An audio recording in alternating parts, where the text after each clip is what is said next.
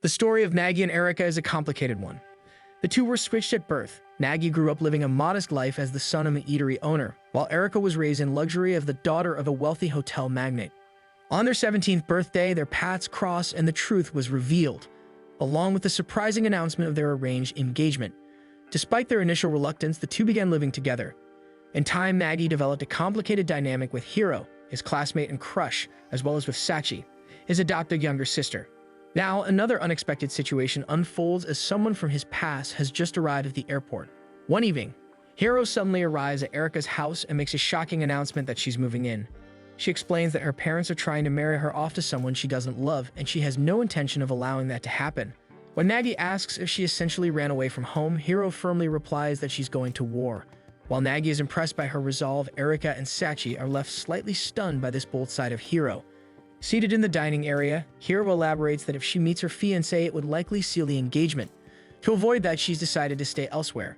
Sachi compares her situation to Nagi and Erika's, noting how the two avoid each other despite being engaged themselves. Nagi supports Hiro's decision, saying that choosing her own happiness is the right move. However, Sachi quickly reminds him that the house actually belongs to Erika, meaning she has the final say on whether Hiro can stay. Hiro quietly tells Sachi that her tutoring services aren't free, hinting that allowing her to stay is part of the exchange. Sachi reluctantly agrees out loud, but mentally signals Erika to refuse the arrangement. Unfortunately for her, Erika doesn't pick up on the hint and happily agrees to let Hiro live with them. With the decision made, Sachi raises a practical concern about their room assignments. The house only has 2 bedrooms. Currently, she and Erika share one room, while Nagi has a room to himself. Naturally, Nagi says it would be inappropriate for him to share a room with Hiro. However, Hiro responds that she doesn't mind. After all, they've already shared a room once before at an inn. Erika adds that Nagi's room has a loft which could work well. Nagi momentarily drifts into a daze at the thought of getting a great view of Hiro every day, before Sachi snaps him back to reality, reminding everyone that all 3 of them are engaged and such arrangements are not proper. Sachi then volunteers to take the loft and keep Nagi out of trouble by locking him in the loft. But Erika offers another solution: she could share a room with Nagi instead, since the original arrangement was for the 2 of them to live together. Things only changed when Sachi moved in. However, Erika quickly reminds him of all the inappropriate incidents that occurred during their cohabitation, most of which, according to Nagi, were actually caused by Erika herself. Trying to come up with a solution, Nagi suggests that the 3 girls should share a room while he keeps his own. He considers it a brilliant plan, but all 3 girls stare at him in silence. Moments later, his genius idea backfires completely as he finds himself in the storage room. Hiro ends up taking his room in the meantime. Still, Nagi tells himself it's fine since it's only temporary. Besides, the thought of Hiro sleeping in his bed is enough to keep his spirits up. He even begins to entertain the idea that Hiro might see him as a romantic option, especially since she's so adamantly against her arranged engagement. But before he can spiral too far into his daydreams, Erika stops by his new room for a visit. Upon entering, Erika opens up about Hiro's sudden move into their home. She believes that living together might expose some of their less appealing sides to one another. Nagi, however, confidently disagrees. Erika then reveals that she used to rebel against her parents too, but in recent years they've allowed her more freedom. In fact, her biological parents are fine with her not marrying Nagi. Still, she wants to make all of her parents happy, and that may mean going through with the engagement. Nagi agrees that staying on good terms with family is important, but argues that neither of them should have to sacrifice their own happiness just to please their parents. The comment hits Erika harder than he expects. She abruptly leaves the room and slams the door behind her. Left alone, Nagi reflects on their conversation and begins to wonder what kind of marriage could truly make everyone happy. Elsewhere in the house, Hiro finishes her bath and takes a good look around, only to realize just how messy everything is. The next morning, Nagi wakes up to the surprising sight of Hiro in an apron, tidying up and preparing breakfast. Nagi tries to stop her, but Hiro insists it's the least she can do since she's freeloading. Nagi waits eagerly in the living room to try her cooking, but is shocked when she pulls out a dried bonito. The noise wakes Sachi and Erika, who immediately scold Nagi upon seeing Hiro doing chores. He pulls them aside for a quick meeting and suggests they divide the housework. However, Sachi and Erika are against it and propose that whoever feels like cleaning should do it. Nagi quickly points out the flaw will be that Hiro will end up doing everything on her own. When Nagi tries to point out the obvious chores around the house, both Sachi and Erika dodge the topic, claiming they've been busy. Frustrated by their excuses, Nagi punches a hole in the wall to show how serious he is about cleaning. He then drafts a chore list for everyone to follow. Nagi checks on Hiro, who's still working on shaving bonito flakes. Before he can offer help, Sachi runs in to report that the washing machine has exploded. Upon checking, Nagi quickly scolds her for overloading it and tells her to stop being lazy. Next, Erika calls him over to point out a thick layer of dust gathered on a nearby table. She scolds him for letting it accumulate, then walks away without any intention of cleaning it herself. Nagi returns to the kitchen to find Hiro still struggling with the bonito flakes despite the fact that it's already lunchtime. By sunset, no one in the house has eaten. Hiro continues trying to perfect the bonito flakes, while everyone else is too hungry to move. Seeing the situation, Nagi decides to take matters into his own hands. He cooks a simple meal he calls the stranger's bowl, a nod to how everyone in the house is essentially unrelated yet living under one roof. As the girls begin eating and praise the meal, Nagi explains that his dish was inspired by his relationship with each of them. While talking, thick tears begin streaming down his face, surprising everyone, especially Nagi, who didn't realize he was crying. Later that night, Nagi sulks in his new room, embarrassed by his sudden emotional outburst. He tries to distract himself by studying, only to be interrupted by Erika, who orders him to wash the dishes. Nagi scolds her for not doing them herself and laments his current situation, especially since the storage room he now lives in needs to remain open for everyone's use. As Erika waters the plants nearby, she casually tells Nagi that she thought his tears earlier were tears of happiness. Surprised by this interpretation, Nagi wonders aloud if Erika ever cries from happiness too. Just then, the lights suddenly go out, catching them off guard. Hiro arrives and announces that tonight is horror night. Everyone gathers in the living room, where Hiro asks if they heard of Kakuri-san. Sachi and Nagi are vaguely familiar with it and agree to participate. Hiro begins the chant, and when their fingers move to yes, Erika is stunned that it's actually working. Hiro then asks the board if Erika is barefaced in her photos. To Erika's surprise and horror, the yen coin moves to yes. Erika reluctantly confirms that most of her photos are in fact barefaced. Nagi decides to use the board to ask who's been eating his pudding. He's confident Sachi is the culprit and suspects she's the one moving the coin. But to his surprise, the board spells out Erika, and Erika confirms it, much to his shock. Nagi starts to panic, wondering if an actual spirit is in the room with them. Sachi then asks the board who her first kiss was, which surprises everyone. They didn't know she had already kissed someone. The board spells out Nat, and Nagi starts panicking, thinking it's about to reveal him. But to his relief, the board spells out their mother's name instead. Sachi explains that their mom tends to get overly affectionate when drunk. She then notices that Hiro looks uncomfortable, though Hiro quickly denies it, claiming that the heat is just getting to her. Getting more into the spirit of the evening, Erika changes into a fox cosplay to fit the spooky theme. Hiro decides to ask the board who Nagi's first love was. The board spells out I, and everyone is shocked that it's not Hiro. Sachi confirms that Nagi used to play with a girl named Ai when they were kids. At first, even Nagi is confused, until he remembers Ai, his childhood friend and first crush. He starts to panic again, convinced the spirit in the board might be real. Suddenly, the lights go out, adding to the eerie atmosphere. When Nagi looks around, he realizes the girls have all vanished. In reality, this is part of Hiro's plan, a test to see which name Nagi will call out first in panic. Sachi, now uneasy, asks why Hiro is being so competitive. Hiro playfully suggests that Nagi will definitely call out Erika's name. But to their disappointment, when Nagi finally yells, it's neither of their names. Instead, he simply shouts his location and asks for help. The lights come back on and the girls reappear. Nagi is visibly relieved, especially over Sachi's safety, which surprises everyone. A few days later, Hiro and Erika head out for grocery shopping, leaving Nagi home alone. He also notes that Sachi will be gone since she has summer school. He takes the opportunity to strip down and dive into the pool. To his horror, Sachi returns home early, still in her school uniform. Nagi hides his nakedness underwater while Sachi sits nearby to talk. Eventually, she notices he's completely naked. After getting dressed, Nagi joins her again and asks why she's home from summer school so early.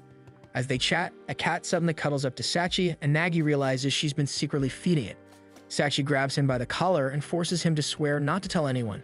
He agrees and she feeds the cat, who she's named Gloomy, but Gloomy immediately jumps down and walks away to meet a female cat. This shocks Sachi, as she always thought Gloomy was alone, hence the name she had given him. Watching him leave with his new companion makes her unexpectedly sad. Sachi then asks Nagi what's going to happen once he marries Erika. She also tells him he should stop chasing Hiro and just settle down with Erika instead. Nagi avoids answering and turns the question around, reminding her how she used to talk about meeting her prince when they were younger. Embarrassed, Sachi says that one day she will fall in love and maybe even get married. This surprises Nagi, but he then asks her to stop meddling in his love life if she doesn't want him meddling in hers. In response, Sachi sprays him with water and declares that she's not getting married, so he's not allowed to either. She storms toward the house, intending to ignore him for the rest of the day, but before she can go inside, they hear Erika's voice calling out urgently. Erika rushes into the yard, breathless, and reveals that Hiro has been abducted. Meanwhile, elsewhere in town in front of Nagi's family eatery, Ai wanders near the entrance. As the aroma of food drifts from inside, she smiles to herself. It's been 10 years since she last saw Nagi, and she's looking forward to meeting him again. Erika recounts what happened while they were out in town. Apparently, during their grocery run, Hiro was approached by a group of intimidating men and, without much explanation, chose to follow them into a waiting car. Erika had tried to intervene, even attempting to negotiate with them, but Hiro simply thanked her for her hospitality and insisted she had to go. As the car drove away, Erika caught a glimpse of Hiro's mother inside. Hearing the story, both Nagi and Sachi assume that Hiro's parents simply came to take her home. Still, her absence leaves the group feeling strangely empty. Sachi then remembers the reason Hiro ran away in the first place was because she had wanted to get away from her fiancé. Suddenly, Nagi stands up, declaring that it's time to turn things around. Erika and Sachi are confused, with Erika even assuming that he's giving up and letting Hiro marry a stranger. But Nagi firmly states that he has no intention of letting that happen as he heads to the door. Erika stops him and asks if he's sure about interfering with Hiro's fate. Nagi doesn't hesitate, and he says that if it's for Hiro, then there's no reason not to act. He soon finds himself standing in front of Hiro's family mansion. The imposing size and elegance of the building shake his confidence. For a moment, he doubts his reasons for coming, but he quickly collects himself, thinking it could all be resolved with a simple, heartfelt conversation.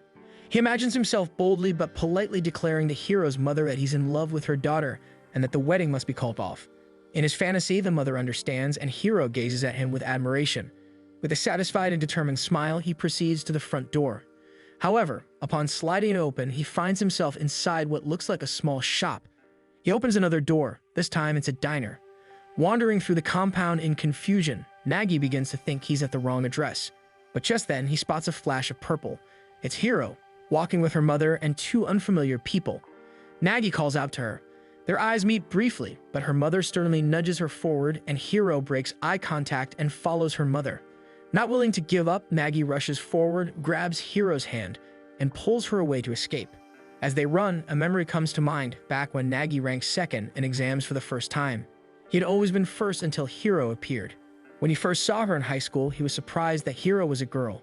From then on, he silently vowed to beat her in midterms, but once again, she came out on top. Hearing how admired she was by other students, Nagi could only sulk over his unexpected defeat.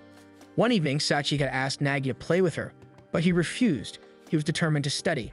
Sachi complained that ever since he entered high school, all he ever did was study. When Nagi ignored her, she insulted him and stormed out of his room. He wasn't bothered. Instead, he poured even more hours into his review materials. During finals, he placed second once again. Upon checking the results, he realized that Hiro had secured first place by correctly answering a trick question. As he observed her more, he noticed that Hiro didn't have many friends. She was quiet, often kept to herself, and in some ways reminded him of himself. He brought this up with Sachi, but she quickly dismissed the comparison. According to her, Hiro was nothing like him, as she was probably someone who didn't even view Nagi as a rival. But her words didn't shake his resolve. Once again, Nagi promised himself that he would be Hiro in the next exam. On the day of the next ranking exams, Nagi felt ready for the exam, but just as he was heading to his classroom, he was hit with a sharp pain in his stomach. In a panic, he rushed to the nurse's office and realized that his stomach pain was probably due to the leftover tonkatsu he had eaten. Lying on the bed, he could only feel dread, knowing he'd miss his chance to rank first if he did not take the exam on the intended day. He couldn't understand why Hiro kept beating him. Then he heard movement from the bed next to his. Peeking through the curtain, he saw Hiro arguing with the nurse, insisting that she had to return to class despite having a high fever. At that moment, it all made sense. Hiro wasn't just smart, she was also relentless. A few days later, Nagi approached her. With a gentle smile, he admitted that he admired her for putting in so much effort to stay on top. He also let it slip that he knew she had taken the last exam while sick. An unusual expression crossed Hiro's face, but it vanished in an instant. With a cold glare, she demanded that Nagi never speak to her again. The next day, Nagi considered apologizing, feeling guilty for making Hiro uncomfortable. He then spots a crowd of students gathered around Hiro, who was sporting a new haircut and walking with a radiance that wasn't there before. At that moment, Nagi realized he was starting to fall for her. Meanwhile, in the present day, Sachi decides to visit home. As she nears the house, someone suddenly calls her name. Thinking it's a ghost, she spins around, only to find Ai standing there, smiling and waiting for her. Elsewhere, Nagi and Hiro wait for the bus, wondering how far they can go before someone catches up to them. Hiro comments on how little money they have between them. Nagi immediately apologizes for not thinking the plan through, but decides he doesn't regret it. When Hiro mentions she's hungry, he offers her a gentle smile. Back at the Umino family diner, Sachi's parents warmly welcome Ai, as it's been years since they last saw her. Noticing her stylish outfit, they comment on how different she looks now. Ai admits that her outfit is actually for work, though she doesn't go into detail about her job. Nami and Yohei bring out a bowl of katsuden, Ai's favorite dish back when she used to visit. When they ask about her parents, Ai shares that her family has since split up. Her father moved to Singapore, her mother to France, and she decided to return to Japan. Relieved it's not because of a divorce, Nami jokingly compares it to a band breaking up. When Ai brings up Nagi, Sachi grows tense, but Nami eagerly starts sharing stories about Nagi's recent misadventures. Meanwhile, Nagi buys a burger meal for him and Hiro. As he picks at the fries, he silently worries about how they're going to afford the rest of their trip. For a brief moment, he even considers asking Erika for help, but quickly brushes that idea aside. Noticing that Nagi isn't eating much, Hiro offers him half of her burger. Nagi hesitates, then realizes this counts as an indirect kiss. Without missing a beat, he devours the burger and dramatically slurps from their shared drink like it's a romantic milestone. Watching him eat, Hiro smiles and admits she had been secretly hoping he'd come rescue her again. Nagi brings up their first meeting and asks if he was the reason she started to change. Hiro smiles back and asks if he's aware of why she needs to stay on top of their grade. She reveals that her real motivation has always been to avoid her arranged marriage. Her family's shrine is rich in tradition, and ever since she was a child, her parents plan to marry her off to someone deemed worthy to inherit it. It's a future she has always hated. So she decided that if she could prove herself by excelling in school, then it might be able to convince her family that she can take over the shrine herself. And then, everything started to change when Nagi showed up. She admits that she always aimed to be number one, not just to lose her fiancé, but also to keep people at a distance. As long as she stayed on top, people wouldn't try to get close to someone already engaged. Hiro explains that if people got too close, it would only hurt more when the time came to say goodbye. If her parents pushed through with the engagement, she didn't want to leave anyone behind. She continues, saying that the reason she pushed herself so hard was to repel people like Nagi. She didn't want him to stay interested, so she tried to outshine everyone in every possible way. Nagi feels a pit form in his stomach at Hiro's reason. He was hoping that she had changed to impress him. Oblivious to his reaction, Hiro continues. Ironically, by striving so hard to keep people out, she had only drawn more people in, and to her surprise, she liked it. She liked having friends, she liked the attention, and most of all, she liked that Nagi kept approaching her.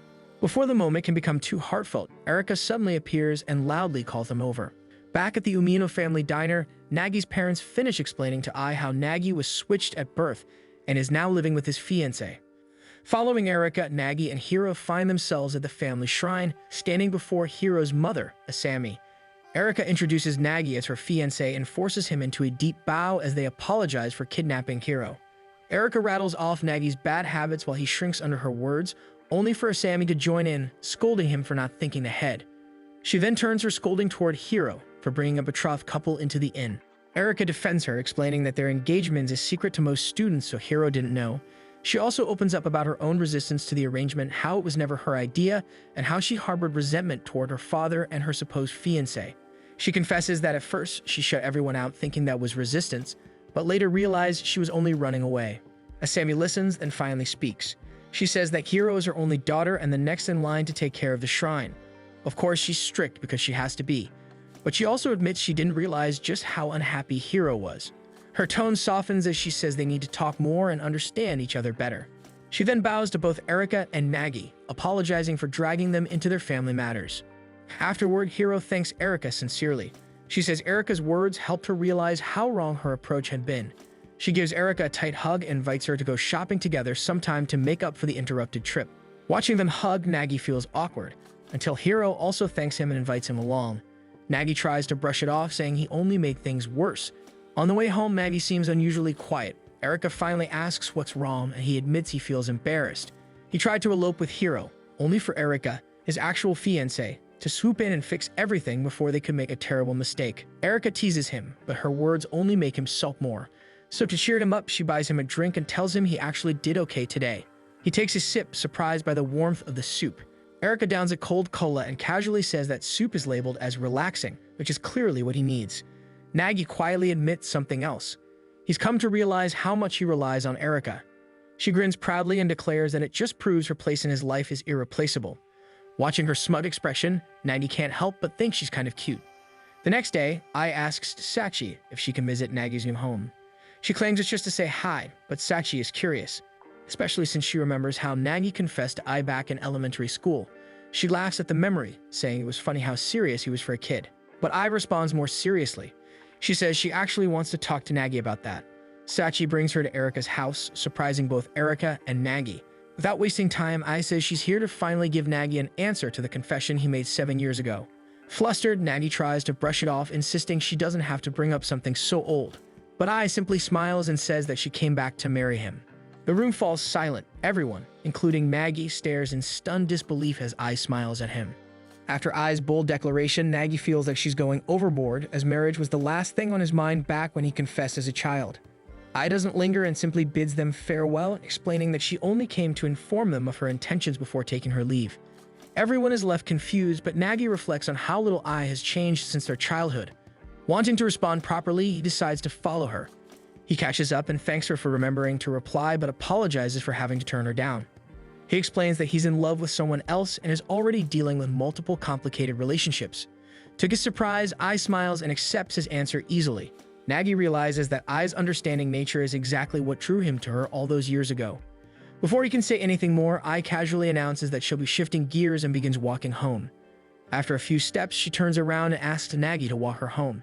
Nagi senses that she might want them to go back to being childhood friends, so he agrees. Ai ends up walking ahead, too shy to walk beside him, leaving Nagi confused. As they continue, Ai suddenly requests that they stare into each other's eyes, but she's the first to break eye contact, flustered by her racing heartbeat, which only adds to Nagi's confusion. Before they part ways, Ai makes one final request to visit the old snack shop they used to frequent.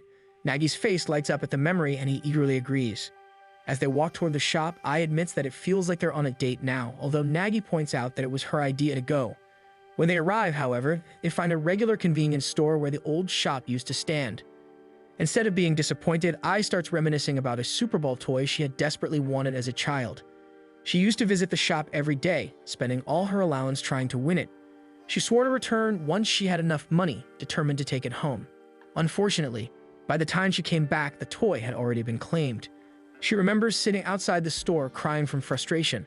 Nagi, not knowing what to do at the time, had panicked and desperately tried to calm her down. Nagi smiles fondly at the memory, but Ai explains that her story had a deeper meaning. Standing tall and looking at him, she declares that she's no longer the same girl from their childhood and will now win Nagi's heart.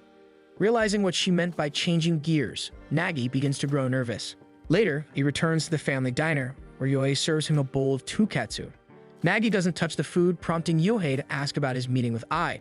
Without much hesitation, Nagi admits that Ai wants to marry him. Yohei reacts instantly. He snatches away the bowl and flips the table, then punches Nagi, knocking him to the floor. Furious, Yohei calls him scum for continuing to attract girls despite already being engaged. Nagi tries to explain, but Yohei challenges him to a fight instead. He easily blocks Nagi's punch, mocking him for spending all of his time studying instead of building strength. Nagi attempts to land more hits, but only ends up taking another punch himself. Before things escalate further, Nami walks in and catches them fighting in the middle of their eatery. Outraged, she knocks both of them over the head and orders them to clean up the mess. Neither of them argues. While they're cleaning, Nami scolds Nagi for being the kind of guy who makes girls cry. Her words hit him hard. Nagi realizes that he needs to be honest and set things straight with Ai. But as he steps out of the diner, he comes to a more daunting realization. He doesn't just owe the truth to one girl, but 4. The weight of it all briefly gives way to a ridiculous swell of pride at having 4 girls interested in him. At that moment, Yohei appears by the door and offers a half-hearted apology for overreacting. Nagi just gives him a deadpan look and reminds him that he always does this. Eventually, Nagi returns to Erika's apartment. She immediately confronts him, saying they need to talk. Without warning, she punches him and accuses him of being a fraud for being in love with Hiro while supposedly engaged to Ai. She calls it insulting and scolds him for his carelessness. But when Nagi doesn't react, her anger only grows. She eventually apologizes for hitting him, and they settle down to fold laundry together. As Nagi explains everything, Erika seems more confused than ever. He realizes Erika has no experience with falling in love and starts teasing her about it. She then admits her own experience and tentatively asks Nagi what love feels like. Nagi stares at Erika, baffled by her question, especially since they're engaged. Still, he answers, telling her to think about the things that make her happy. As Erika begins listing them, Nagi explains that love brings out a similar kind of joy, only it's multiplied by 100. Though touched by his words, Erika masks her reaction with indifference and teases him for using such a cheesy analogy. Nagi defends himself, saying he was just trying to put it in terms she'd understand. Then, noticing her messy folding, he points out that she doesn't even know how to fold towels properly. Erika retorts that towels are folded that way in hotels, but then suddenly gets an idea. She dashes outside, and soon she and Nagi are lighting sparklers in the yard. Erika shares that they originally bought the fireworks when Hiro came over in hopes of lighting them someday. Nagi feels a pang of regret, realizing he missed the chance to see Hiro holding sparklers. As they watch the lights flicker, Erika admits she finds Nagi odd, especially since Hiro and Ai have such opposite personalities and he's fallen for both. His love for Ai developed from spending time together as children and sharing fun memories. On the other hand, his feelings for Hiro were born from their constant rivalry.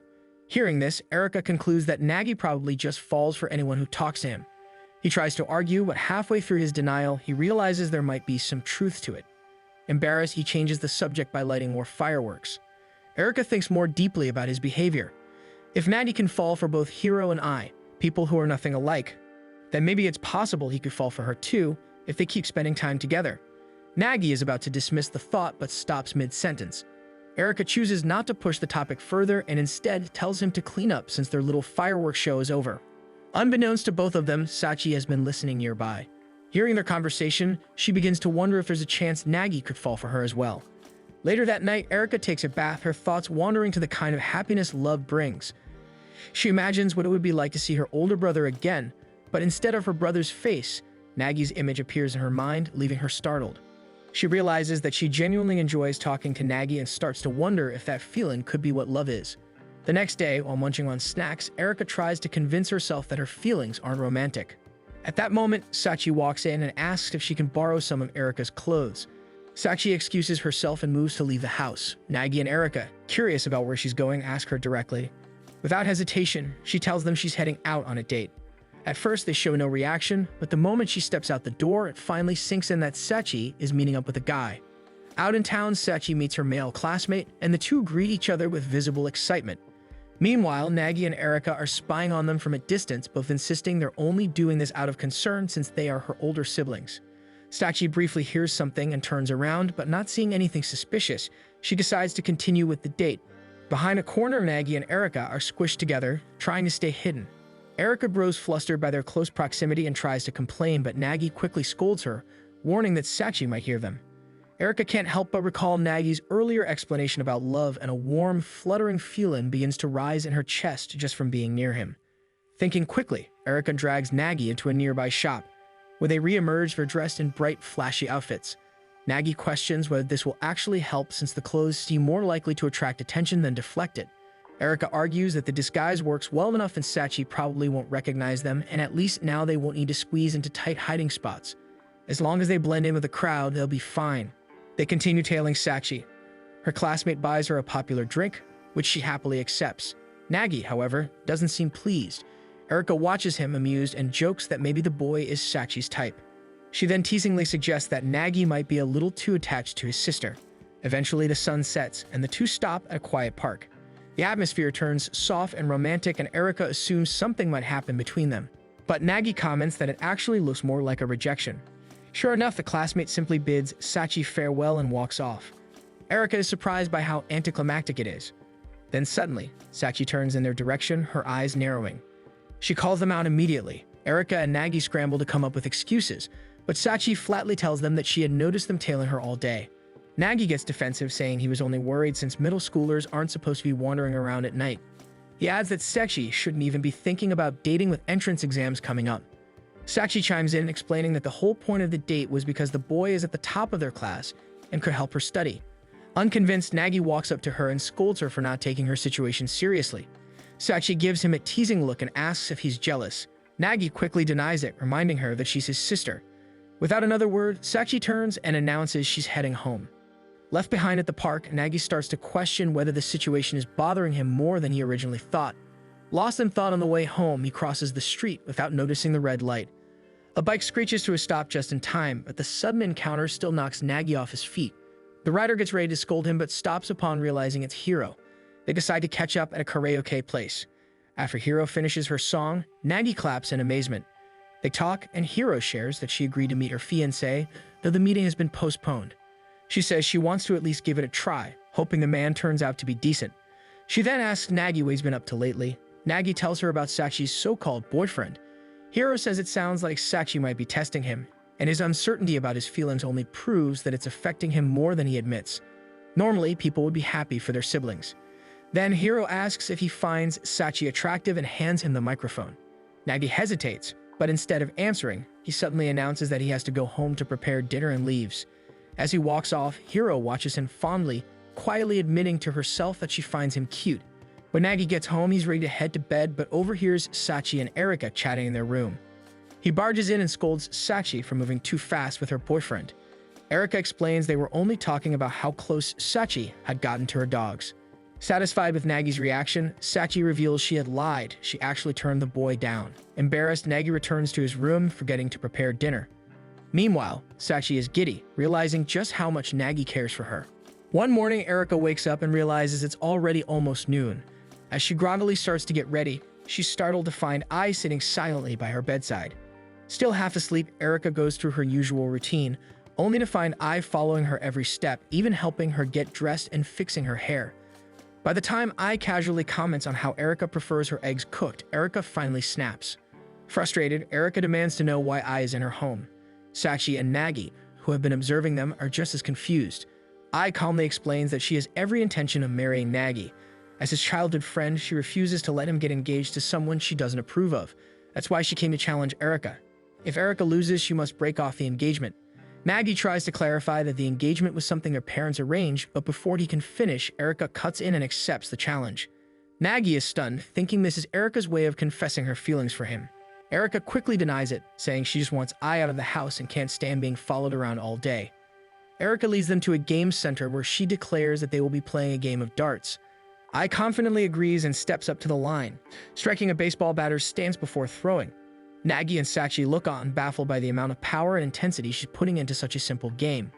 When Erika asks about her job, Ai says she sings online. Erika is genuinely impressed and shares that she earns money by posting photos. Before Ai throws again, Erika casually asks if she'll be transferring to their school for the summer. Ai lands another bullseye and replies that she won't as she's already finished college. Sachi and Nagi, still munching on popcorn, recall that Ai once mentioned attending a prestigious school overseas. Just as Ai lines up her third throw, Erika asks what she likes about Nagi that makes her want to marry him.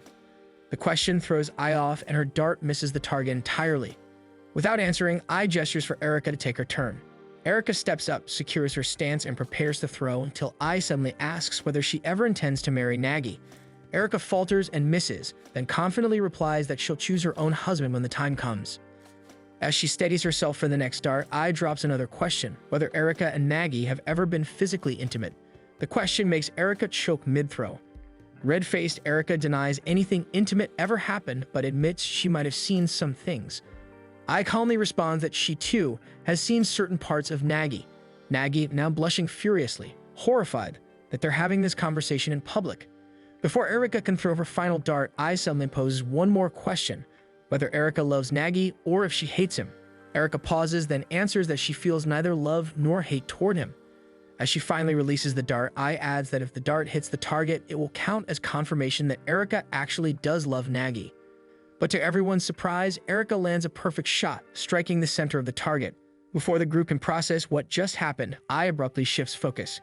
She declares that her greatest rival for Nagi's love isn't Erika, but Sachi. Nagi, already overwhelmed, grows even more confused. Without waiting for a response, she walks away. Nagi, still processing everything, rushes after her. Erika wonders why Sachi is suddenly being dragged into the situation. Meanwhile, Nagi catches up with Ai and confronts her about everything.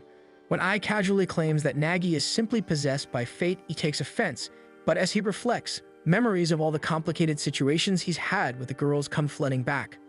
Ai then offers a metaphor describing Nagi's situation as like drowning in a swamp he's already neck deep, and the three girls involved are in the same swamp with him. They're all flailing, trying to help but only making things worse. What they don't realize is that if they all just stood up, they'd be able to escape it easily. Nagi admits that if escaping had been that easy, he would have done it already. Ai gently tells him it's time to move forward and enter the next stage of his life by marrying her. She points out that they're nearly of legal age and that he could find happiness with her, especially since she truly loves him. Nagi is taken aback by the direct confession. Blushing, he thanks her and tries to respond, but before he can say anything more, Ai turns and walks away. He rushes after her, but suddenly loses feeling in his foot and collapses. His heart pounds in his chest as he watches her retreating figure. It dawns on him that it's the first time someone has ever confessed their love to him. The next day, Nagi lies in the yard beside the pool, trying to process his feelings. Erika and Sachi interrupt his thoughts, inviting him inside to eat homemade summon. Nagi complains that Erika forgot to untie the noodle bundles before boiling them. The girls just tease him, joking that he needed to be bedridden because Ai confessed to him. As he takes a bite, Nagi admits he didn't know how to react since it was his first confession after all. The girls begin to share how they usually handle confessions, but Nagi argues that Ai's confession is different. It was honest and something she held on to for 7 years. Erika and Sachi exchange concerned glances, then quickly try to think of excuses to leave the table. Left alone, Nagi reflects on how strange a confession can make someone feel. He recalls confessing to Hiro before and starts to wonder if she feels the same way he does now. The thought lingers, and before long, Nagi finds himself wondering what Hiro would look like if he told her someone had confessed to him. The idea of seeing her jealous suddenly becomes too tempting, and Nagi convinces himself that he's only going to see her to put her at ease. At the shrine, Hiro is busy with preparations where she spots Nagi arriving, unusually confident. She asks him to step aside since he's leaning on some equipment, and he quickly moves out of the way. He eventually finds another place to sit as Hiro continues working, explaining that the shrine will be hosting a festival soon. But as she talks, Nagi doesn't really absorb any of it, as his thoughts are elsewhere. Sensing this, Hiro finally asks why he's really there. Nagi tries to play it cool, delivering his story with forced nonchalance. But Hiro remains distracted by her tasks, and he struggles to get the story out clearly. Eventually, they move to a quieter location, a kitchen, where Hiro starts slicing watermelon. Nagi finishes telling the story, even adding that his heart skipped a beat when Ai confessed, hoping Hiro might react in the way he imagined. But Hiro keeps slicing, only commenting that she caught the gist of what he said. When the knife slams sharply against the chopping board, Nagi panics, thinking he may have pushed too far. He quickly tries to backpedal, saying that he still only has feelings for her, and that he shared the story just to be honest. Hiro calmly finishes cutting the watermelon and takes a juicy bite, letting the juice trail down her lips and chin. The sight makes Nagi visibly nervous. She then shows him a flyer inviting him, Erika, Sachi, and Ai to the festival tomorrow. The next day, Sachi and Erika arrive at the shrine dressed in colorful kimonos, exploring the festival with Nagi. But before he can worry further, Ai appears, wearing a unique eye-catching kimono. She explains that she heard about the festival and wanted to visit. Ai moves to stand beside Nagi, casually claiming that attending the festival with him makes it all the more special. Before Nagi can respond, they spot Hiro ahead of them. She offers a polite but distant smile when she notices how close Ai is standing next to Nagi. Nagi introduces the two girls, and while Ai and Hiro greet each other with the usual formalities, the tone between them is noticeably cold. Trying to ease the atmosphere, Erika suggests they all walk around together, but Hiro declines the offer, explaining that she still has shrine duties to attend to. Before she walks off, Hiro casually invites Ai to join the cosplay competition. Ai, without hesitation, agrees to participate, where the winner will receive 2 amusement park tickets.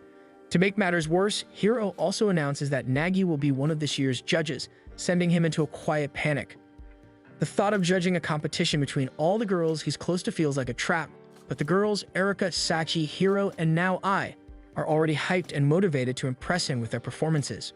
As night falls, the cosplay competition officially begins. Takahashi and Yonzawa act as MCs, enthusiastically introducing the judges, Hiro's mother, Shiun, and a very nervous Nagi. With the spotlight now on him, Nagi starts to feel the full pressure of his position. He begins to wonder if Hiro actually wants to win, and what this could mean for his relationships with the others. The first contestant is Erika. A giant bunny mascot waddles onto the stage and waves at the audience. Nagi quickly realizes it's Erika inside the suit. Apparently, Hiro had convinced her that she had a better chance at winning if she wore a bunny outfit. Erika agreed but misunderstood, opting for a full mascot suit instead of a stylish bunny cosplay. The crowd is completely unamused and Nagi facepalms, questioning what on earth Erika was thinking. Next up is Sachi, who appears in her middle school uniform. She originally wanted to dress as a nurse like Hiro had suggested, but couldn't prepare the outfit in time. Wanting to win badly, she leans into the little sister persona, putting on her cutest expression and acting as sweet as possible. Nagi finds it oddly unsettling. The crowd, however, loves it, cheering wildly. Nagi can't help but wonder why Sachi never acts like this in real life. Then it's Hiro's turn. She walks out confidently in a stylized priestess outfit that's shorter and more fashionable than her usual shrine attire. Disappointed by Erika and Sachi's lackluster efforts, Hiro decides to win the competition herself. Her movements are graceful and well-rehearsed, and she delivers a dazzling, elegant performance that quickly stirs excitement in the crowd. Nagi and the rest of the audience are visibly impressed. Finally, all eyes turn to the stage for the last contestant, Ai. But instead of appearing in traditional cosplay, Ai steps out in a full idol outfit. The audience is confused. Rather than explain herself, Ai announces that she'll be cutting the cosplay competition short to move on to the next scheduled event. Hiro quickly checks the program and is surprised to find that the next segment is a live performance titled Arc Fault, performed by none other than Ai herself. Without missing a beat, Ai begins singing and dancing on stage as if it's second nature. The crowd is stunned. Phones come out as people begin recording the performance, gradually realizing that the famous online singer Ai is right in front of them, performing live. Backstage, Erika recognizes the song as a hit. Nagi also recalls it from their karaoke session with Hiro. As the performance ends, the entire crowd erupts into thunderous applause. Ai had quietly announced this surprise performance through her channel, and now seeing it live, the audience can hardly believe their luck. A few days have passed since Ai's explosive performance during the festival, and she has become the talk of the town due to her face reveal. Nagi starts feeling flustered at the thought that someone so popular has confessed her love to him. He snaps back to reality when Sachi calls for his attention, annoyed that he's reading articles about Ai again. Still, she admits she's happy that Nagi voted for her during the festival. During the contest, Ai won the hearts of the general public. Hiro received a vote from her mother, Erika got Shiyun's vote, and Nagi voted for Sachi, resulting in a four-way tie. Nagi explains that he voted for Sachi because things could have gotten awkward if no one voted for her. In the end, none of them claimed the amusement park tickets and decided to give them all to Sachi. Despite how things turned out, Sachi considers it her win, though Nagi questions that logic, pointing out it was a low-effort cosplay. Annoyed, Sachi hits him and demands he take her to the roller coaster. After the ride, Sachi wants to try the next-gen maze.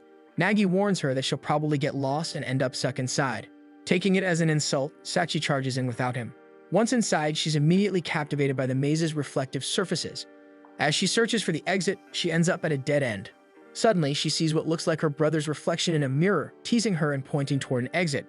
Confused, she eventually realizes it's just a reflection, and that the real Nagi is actually behind her. After a bit of teasing, Nagi offers to lead her out and extends his hand. To his surprise, Sachi slaps it away. She then accuses him of having already visited the maze with Hiro and grows increasingly upset that he never told her. Maggie fails to understand the point of the argument and tries to dismiss it, saying she's overreacting. Sachi then brings up the kiss they shared and asks if it was also his second kiss. Nagi admits it was his first, but downplays it as an accident before walking away and accusing Sachi of having kissed multiple guys before. Sachi, in a quiet voice, reveals that it was actually her first kiss, even if it was accidental.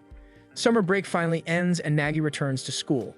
But for some reason, his classmates keep giving him strange looks. Two of them approach him from behind, trying to confirm a rumor, but Nagi has no idea what they're talking about until Shiyun suddenly bursts through the door, yelling for everyone to turn on the TV. On the screen, Nagi sees a breaking news segment featuring Ai. She confirms she's in love with someone named Yukon who attends M Academy. The image shown is of Nagi, with his eyes obscured, but his classmates quickly piece it together, assuming the U refers to his last name. They immediately start gossiping that he is secretly dating Ai. Nagi tries to deny it, but his protests fall on deaf ears. By the end of the school day, just as he's about to head home, he spots a group of reporters waiting by the front gate. Panicking, he reads a letter he found in his locker. It's from Hiro, asking to meet him at the counseling office. Nagi assumes Hiro wants to confront him about the rumor. Convinced she's furious and might even want to physically harm him, he steels himself to come clean and prove his innocence. When he arrives at the counseling room, he finds Hiro already there. She seems aware of the rumor, but to his surprise, she's neither angry nor upset. Instead, she calmly explains that with all the unwanted attention Nagi's been receiving, she thought the counseling room would be a quiet place where they could study undisturbed. As they begin their session, Hiro unexpectedly opens up. She admits to being a longtime fan of Ai's music, specifically Arc Fault, relating deeply to the lyrics. Hiro reveals that she was the one who sent a letter to Ai, inviting her to perform at the school festival. To her surprise and excitement, Ai actually agreed to come. Since Ai was known as a VTuber, Hiro expected a virtual performance, not a real-life appearance and public face reveal. Nagi confesses he had no idea Ai was that famous, let alone a VTuber with such a following. Then, out of nowhere, Hiro admits she feels like a background character in the unfolding romance between Nagi and Ai. Shocked, Nagi stands up and immediately denies it, but Hiro continues. Her emotions begin to surface and she confesses that she's actually angry. Suddenly, she grabs Nagi's tie and kisses him on the cheek. Just as quickly, she pulls away and walks toward the door. Before leaving, she tells him never to speak to her again. Afterward, Nagi checks the school gate again and sees that the reporters are still gathered there. Before he can panic, he spots Erika motioning for him to follow her. She leads him through the back of the school, where they manage to scale the wall and escape to the street. As Erika motions for them to head home, Erika casually asks if he wants to explain himself. Nagi nervously says the rumor about Ai is all a misunderstanding, but asks if they can talk about something else in a different location when Erika presses him for more details. They stop by the park where Nagi reveals that Hiro kissed him earlier and then told him never to speak to her again. When he sees Erika's uneasy expression, he starts to suspect that she may have seen the whole thing. Erika avoids his gaze, all but confirming Nagi's theory. She eventually walks over to the swings and sits down, admitting she doesn't know how to even bring it up. It's not every day that the two top students in their school are caught kissing in an empty room. If word got out, it would definitely become the talk of school. But as Nagi continues to vent, it becomes clear that what's bothering him more than the kiss is Hiro's sudden declaration that they should never speak again. Erika begins to look at him with visible irritation. Sensing her shift in mood, Nagi grows frustrated and tells her that she wouldn't understand what he feels. He launches himself higher and higher on the swing, shouting about how his life is a complete mess. But in his carelessness, he kicks too hard and ends up flying off the swing, crashing face first onto the ground. Erika launches herself after him, yelling that his life isn't just his own anymore. It's her life as well that he's messing up and he's being selfish. She kicks him on her landing, scolding him for forgetting that they're engaged. That means she's involved in everything that happens to him, whether it's good or bad. Nagi turns his back to her, still stewing in frustration. Erika sighs, then tells him that her dad will probably have something to say about the news. She offers him a hand, her voice softening as she tells him they need to call a family meeting with Sachi to figure out how to handle the situation once they return home. Once he's back on his feet, Erika comments that he should be feeling better now, having let everything out. Nagi watches her, once again struck by how dependable she can be. But just as the mood settles, a ping from his phone pulls his attention away. It's a message from Ai stating she wants him to come over to hear a new song she just finished. When Erika finds out, she encourages him to go. She reasons that if anyone knows how the rumor got out, it would most likely be Ai. They part ways, but on the way to Ai's, Nagi notices a crowd gathered in front of his family's diner. His parents, clearly seizing the opportunity, are telling customers that Ai's favorite food is their signature katsudon. The news team interviews them, and they invite everyone to try out the food in their diner. Eventually, Nagi arrives at Ai's home and uses his secret side entrance they found together back in elementary school. Once inside the house, he's greeted by Ai's grandmother, who happily tells him Ai's room is upstairs. Nagi knocks on Ai's door, but there's no answer, so he cautiously lets himself in. To his surprise, the walls of her room are plastered with giant posters of him, the same photo from the news with his eyes covered. Ai scrambles to hide them, but to make things even more awkward, she's wearing a t-shirt with the exact same image. Ai admits that she wanted to put up pictures of him, but the news photo was the only one she had. Then, with a shy smile, she asks if she can take a proper photo of him herself. Nagi denies her the pleasure and instead asks if she's handling the attention well. He promises that he'll find out who's responsible for the mess. Ai then calmly reveals that she's the one who announced their relationship, leaving Nagi stunned. As he struggles to process the information, Ai asks if he still remembers their time back in elementary school. She recalls how many people her age didn't talk to her because she had trouble expressing herself. Rather than socializing, she preferred to keep to herself and sing while walking to and from school. Nagi had first met her during one of those walks and had been the first person to compliment her voice. Even after moving to China, she still had trouble making friends. She continued singing, this time online as a VTuber.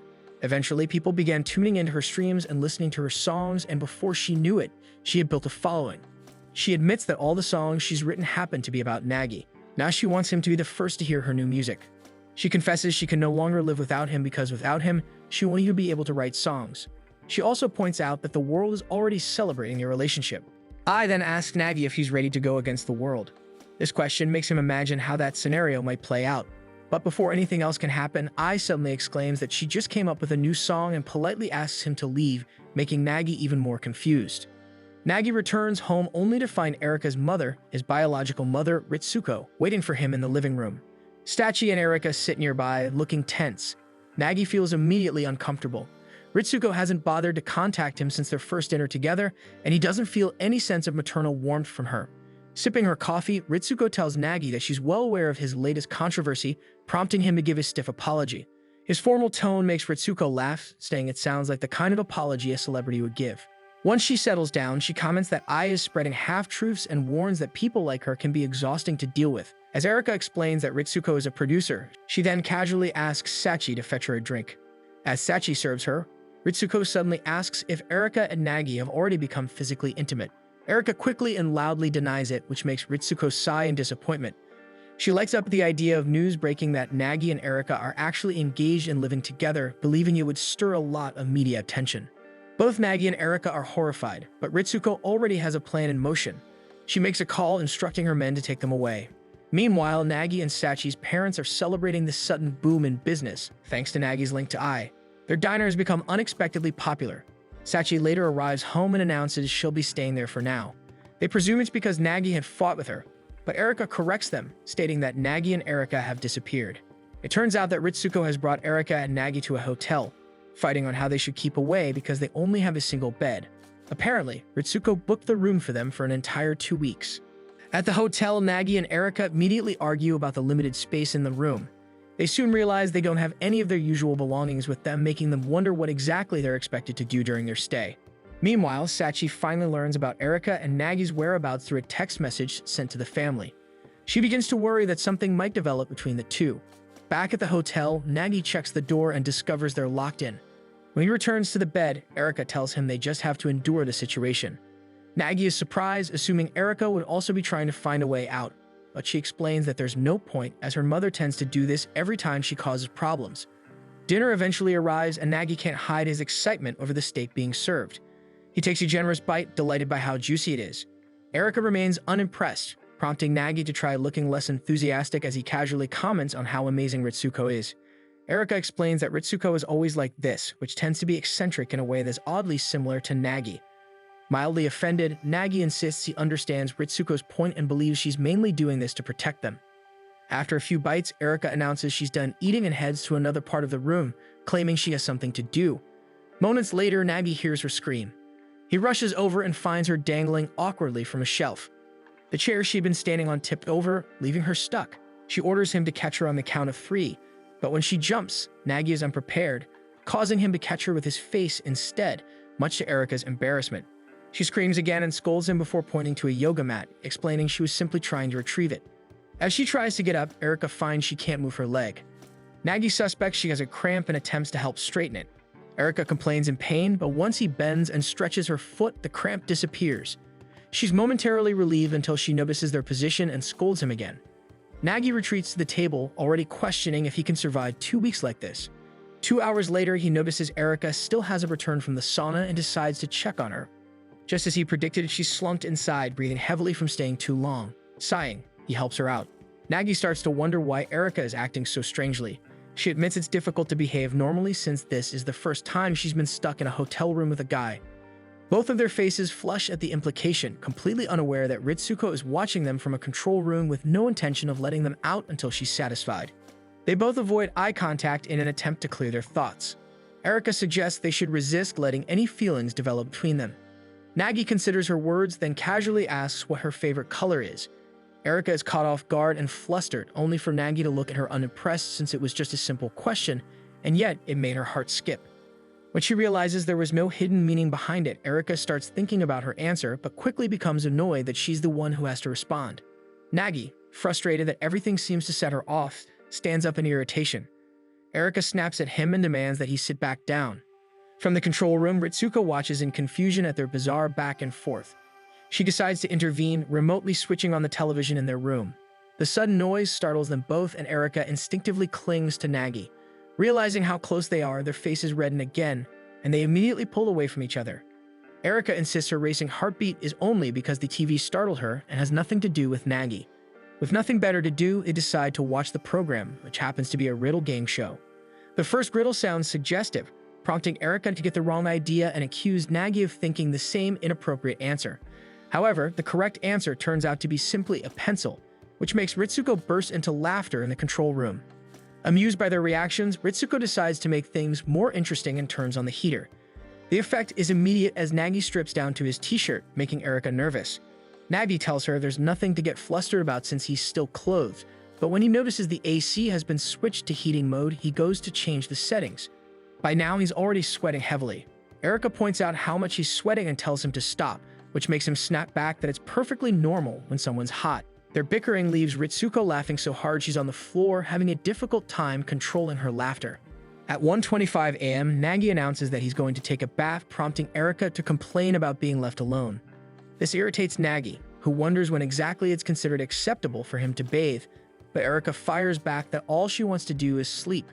She orders him to stay right where he's standing and not move, which makes Nagi grumble that she should just make the effort not to watch him.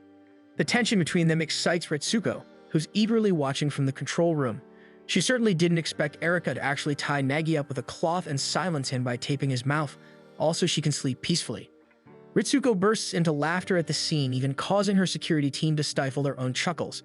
Once she calms down, she smiles at the screen, knowing things are only going to get more interesting from here. Nagi notices Erika's breathing becoming slow and steady, signaling that she's finally asleep. He closes his eyes as well, but is soon awakened by the sound of her shuffling next to him.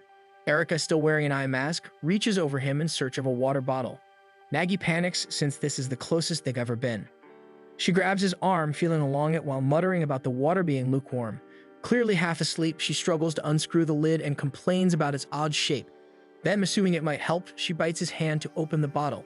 Unable to move or cry out due to being tied up, Nagi endures the pain, only to become flustered when Erika licks his finger, remarking that the water tastes salty.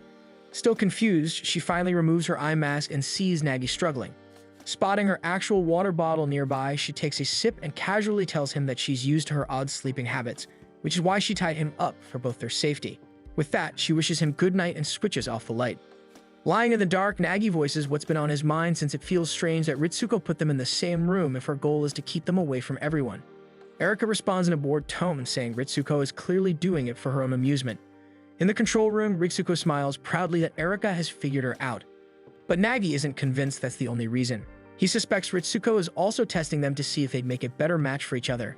Hearing this, Ritsuko's smile widens, pleased that he's guessed the second part of her plan. Meanwhile, Ai notices something unusual since no matter how many messages she sends, Nagi isn't responding. The next morning, Nagi wakes up and notices he's no longer tied up and breakfast is already served. He sees the bread on the table, takes a bite, and complains that he prefers rice in the morning. Erika rolls her eyes and says his bad personality is showing, pointing out that he's the same way at home whenever they decide on meals together. He always claims he's fine with anything but makes a disgusted face whenever she suggests something. Nagi fires back, saying Erika is even worse because she always insists she doesn't want to eat something, but once it's served, she wants more of it. Their exchange quickly turns into playful banter, each pointing out the other's embarrassing habits at home. Erika suddenly sets down her coffee and lets out a relieved laugh. She gets up, stretches, and says she thinks they can make it for the 2 weeks. When she sits back down, she remarks that Ritsuko is probably just waiting for her to beg to be let out. She explains that no matter what happens in these 2 weeks, it's a decision she can live with because it's one she made herself. In the control room, Ritsuko watches the screen, a wave of emotion washing over her. She feels a surge of pride at how far Erika has come since meeting Nagi. She slams her hand on the controls, swearing she won't let Nagi take Erika away from her. Suddenly, she stands and announces that she'll be shifting gears. Meanwhile, at Hiro's place, Hiro is tutoring Sachi, who's doing well in her studies. Sachi credits all of her progress to Hiro, noting how much her scores have improved since Hiro started helping her. But Hiro, looking off into the distance, mentions that Erika and Nagi have skipped school again. Sachi hesitates, glancing around nervously, before deciding to tell Hiro the full story. Hiro's pencil tip snaps, but she forces a kind smile, saying it's none of her business anymore. Back in the hotel room, the television suddenly turns on, revealing Ritsuko. Erika beams, proudly declaring she's doing fine and could stay there for a century. Ritsuko smiles knowingly, then shifts her attention to Nagi, pointing out that he's a boy with needs. Nagi tenses but asks what she means. Ritsuko teases by describing Erika's special features, wondering aloud if Nagi might want to take advantage of the situation. Erika stiffens, but Nagi calmly reminds her that Ritsuko is only testing them. He politely says he's fine since he and Erika have already lived together before. Erika, now impatient, asks what her mother really wants. Ritsuko explains that she simply wants to help them with their boredom by hosting a quiz. Erika's eyes light up the idea, and Ritsuko sweetens the deal by promising the winner anything they want. Nagi perks up with equal enthusiasm. For the first question, Ritsuko shows them an image and asks what it is. Erika, at first is confused since it's just the reception room. But then a video starts playing and her face drains of color. It's footage of her as a child rapping. As the video ends, Erica lies face down on the bed in embarrassment. When Nagy tries to comment, calling her a Del Bon rapper, she immediately covers her ears and tells him to stop. Erica's mother announces that he got the answer right, and they move on to the next question. Ritsuko shows them several images of individuals and asks what they have in common. Erica instantly recognizes them and answers that they were all tutors she had fired. The next image is of a crashed car with Erica smiling beside it. Erica tells her mother to stop while Nagy looks at the photo, slightly unnerved by the story behind it. Ritsuko recounts how it happened when Erica was only 10 years old. Erica explains that she was trying to run away from home. Nagy lets out an exasperated sigh and realizes what Ritsuko is trying to do. He commends Ritsuko for loving Erica so much that she's bringing up her past, but states that he's happy to know the Erica in the present as someone who continues to shine with joy. He vows to see Erica only for who she is now, believing that her past doesn't define her. Who she is in the present will determine whether he wants to marry her in the end. Ritsuko falls silent on the other end, suddenly reminded of her husband. Nagy wonders if his words got through to her, but Erica demands an explanation for what he just said. Meanwhile, Sachi receives a text from Ai, who has found the exact hotel where Erica and Nagy are staying. She shares the information with Hiro, and they both wonder if they should go with Ai. Ritsuko turns off the cameras, announcing that she'll head to work at the station. She admits to herself that she sees her husband in Nagy. With Nagy declared the winner, he thinks about what he wants. Erica suggests getting a tablet so they can play games and watch movies, but to her disappointment, Nagy requests books for their entire curriculum instead. Suddenly, they notice a hand reaching out from under the pushcart carrying the books, causing Erica to faint in fear. Moments later, Ai emerges, proudly announcing her arrival. Erica and Nagy suddenly hear a noise and notice a hand reaching out from beneath the mobile tray, sending them both into a panic. Erica immediately faints from fright before Ai reveals herself, crawling out from underneath. She takes a moment to observe Erica before dragging her toward the bed. Turning to Nagy, Ai confidently declares that she can help him escape, as she already has an exit. When she tries to pull him away, Nagy refuses to move and firmly rejects her offer. Confused, Ai demands an explanation. Nagy tells her that he no longer wants to run from his problems, explaining that Erica has taught him that escaping is never the solution, and it is something he plans on finishing with Erica. Ai pauses before smiling at him, acknowledging his growth. She compliments the bond he shares with Erica, saying their positive traits have started rubbing off on each other. However, she clarifies that what she sees is not romance, but rather a familial connection. She suddenly steps closer to Nagy, reminding him that she once chose to walk away from her own family just to be with him. She lists all the things she has done for their relationship, even ensuring their story made it into the news. Nagy nervously admits that seeing and hearing it broadcast was exciting, only for Ai to point at him and declare that romantic love is supposed to feel exciting. Out of nowhere, Ai clutches her skirt and provocatively asks Nagy which panties he would rather see. Though he tries to avert his gaze, he eventually finds himself seriously considering the question, his eyes shifting between Ai's and Erica's thighs, thinking which one he wants to see more. He is just about to answer when Erica sits up, unimpressed, and flatly asks why her panties are being treated as an option. Ai immediately calls her out, revealing that Erica had been awake for some time and is aware of the situation. She then states that she has been waiting for the chance to speak to Erica directly. The atmosphere thickens as tension sparks between the two girls.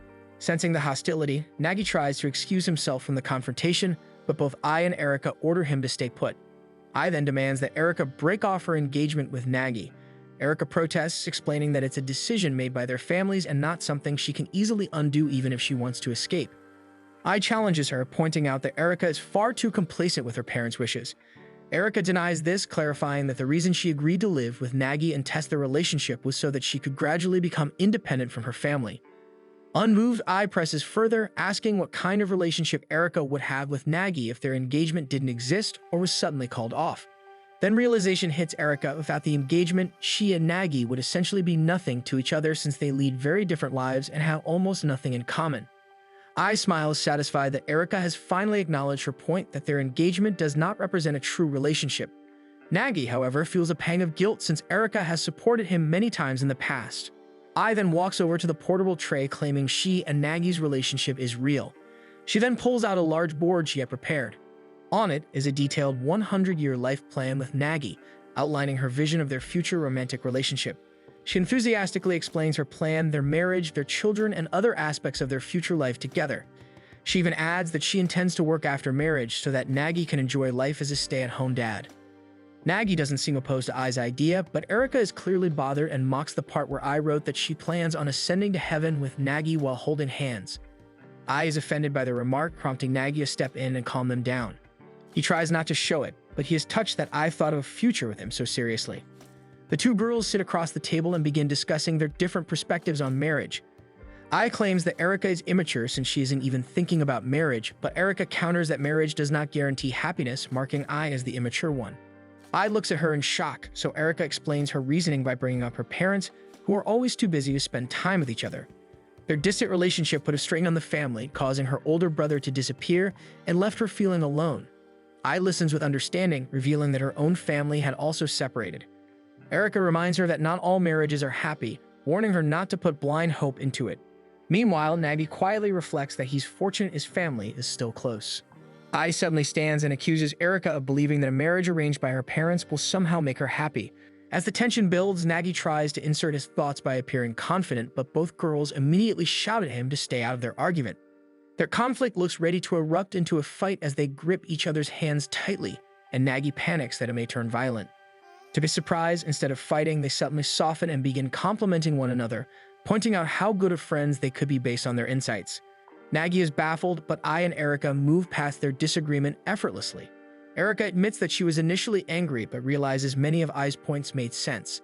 Ai agrees and says it feels refreshing to talk so openly with someone who is equally direct with her. They toasted her newfound friendship, even remarking that it feels as though they had known each other in a past life. Though confused, Nagi is relieved that the two girls seem to be getting along. Soon after, Erika and Ai begin comparing their panties, fascinated by each other's designs and asking where the other bought them, while Nagi finally takes a bath. When Nagi returns, Erika suddenly announces that she will be leaving the hotel with Ai. Surprised, Nagi asks what made her change her mind. Erika explains that she wants to prove her independence from her mother by escaping. Ai reassures Nagi not to worry, revealing that she has already prepared a safe hideout for him where he can stay for at least a week. She even convinces him further by promising that the place has a full set of new textbooks waiting for him. Ai leads them to the emergency exit, confidently guiding Erika out as if there was nothing to worry about. Nagi, however, hesitates. He recalls how tight the hotel security had been yesterday, and the ease of their escape feels suspicious. Before he can question it further, he hears Ritsuko's voice from behind. She assures him that she doesn't intend to stop them from leaving, but warns him not to underestimate her. Ritsuko admits she had wanted to keep them in the hotel for their own safety, but seeing how they've handled themselves, she's decided to let them go.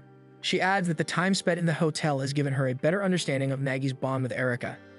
As she prepares to leave, Ritsuko casually tells Nagi that he has an older biological brother who may be closer than he realizes. She asks him to keep this conversation a secret from Erika. Stunned, Nagi calls out to her for answers, but she only whispers one last request, that she wants him to save Sosuke. Nagi tries to press her for more, but Erika's impatient voice rings out from the door, urging him to hurry. Still bewildered, he barely reacts until Erika grabs his hand and pulls him along, forcing him to follow her. Finally, the three of them settle into a car headed toward Ai's hideout. Erika nudges Nagi to thank Ai, but Ai insists there's no need. The entire mess was her fault to begin with, and she promises to be more mindful of the consequences of her actions in the future. When the car stops, Ai tells Nagi to get out. He's surprised, but before he can argue, he's practically kicked out of the vehicle. Ai reassures him that someone will come to pick him up. Erika looks just as confused, but Ai explains that she can't shelter both of them in the same place as it's safer to separate. Neither Nagi nor Erika protests. As the car pulls away, Erika rolls down her window and promises they'll see each other in a week. When Nagi shouts confirmation, she smiles warmly at him. Looking around, Nagi tries to get his bearings. He stumbles after seeing a frightening-looking statue, and from his lowered vantage point realizes he's standing in front of Hiro's family shrine. Just then, Hiro herself steps outside. Flustered, Nagi nervously asks if he'll be staying at her house. Hiro doesn't respond, instead turning around and walking back in silence. Confused, Nagi hesitates until she suddenly glances over her shoulder and gestures for him to follow. Inside, Hiro serves him tea, which he gratefully accepts. Without a word, she then points down the hall. Curious, Nagi follows her direction and finds himself in a warm, inviting bath. As he sinks into the water, relief washes over him as he's glad to be staying at Hiro's place. Still, the silence gnaws at him. Hiro has yet to speak a single word since his arrival, and Nagi begins to wonder uneasily if she's still angry with him. Nagi notices a large pile of salt near the bath and begins massaging it onto his body. Afterward, he steps out and sees a white kimono. Thinking it might be pajamas, he puts it on, pleased that the shrine has a fancy choice for sleepwear. Looking for Hiro, he finds her sweeping outside. He approaches and asks if he can help with anything. Hiro silently points toward a plot of land with a shovel stuck into the ground. Without hesitation, Nagi begins digging a large hole. Once he realizes how deep it has gotten, he wonders what it will be used for. A sudden chill runs down his spine as suspicion takes over. He recalls how strange it is for him to be staying at Hiro's place when they aren't friends anymore. He starts to wonder if the salt in the bathroom was meant to purify him, and if the white kimono was something worn by the dead. Gazing back at the hole, the thought creeps in that it might be meant to bury him. When he walks back into the house, he spots Hiro sharpening a butcher's knife while smiling at him.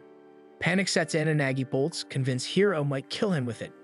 He stumbles to the ground and begs for his life, only to stop when Hiro bursts out laughing. The two sit down and Hiro reassures him that all his assumptions are wrong.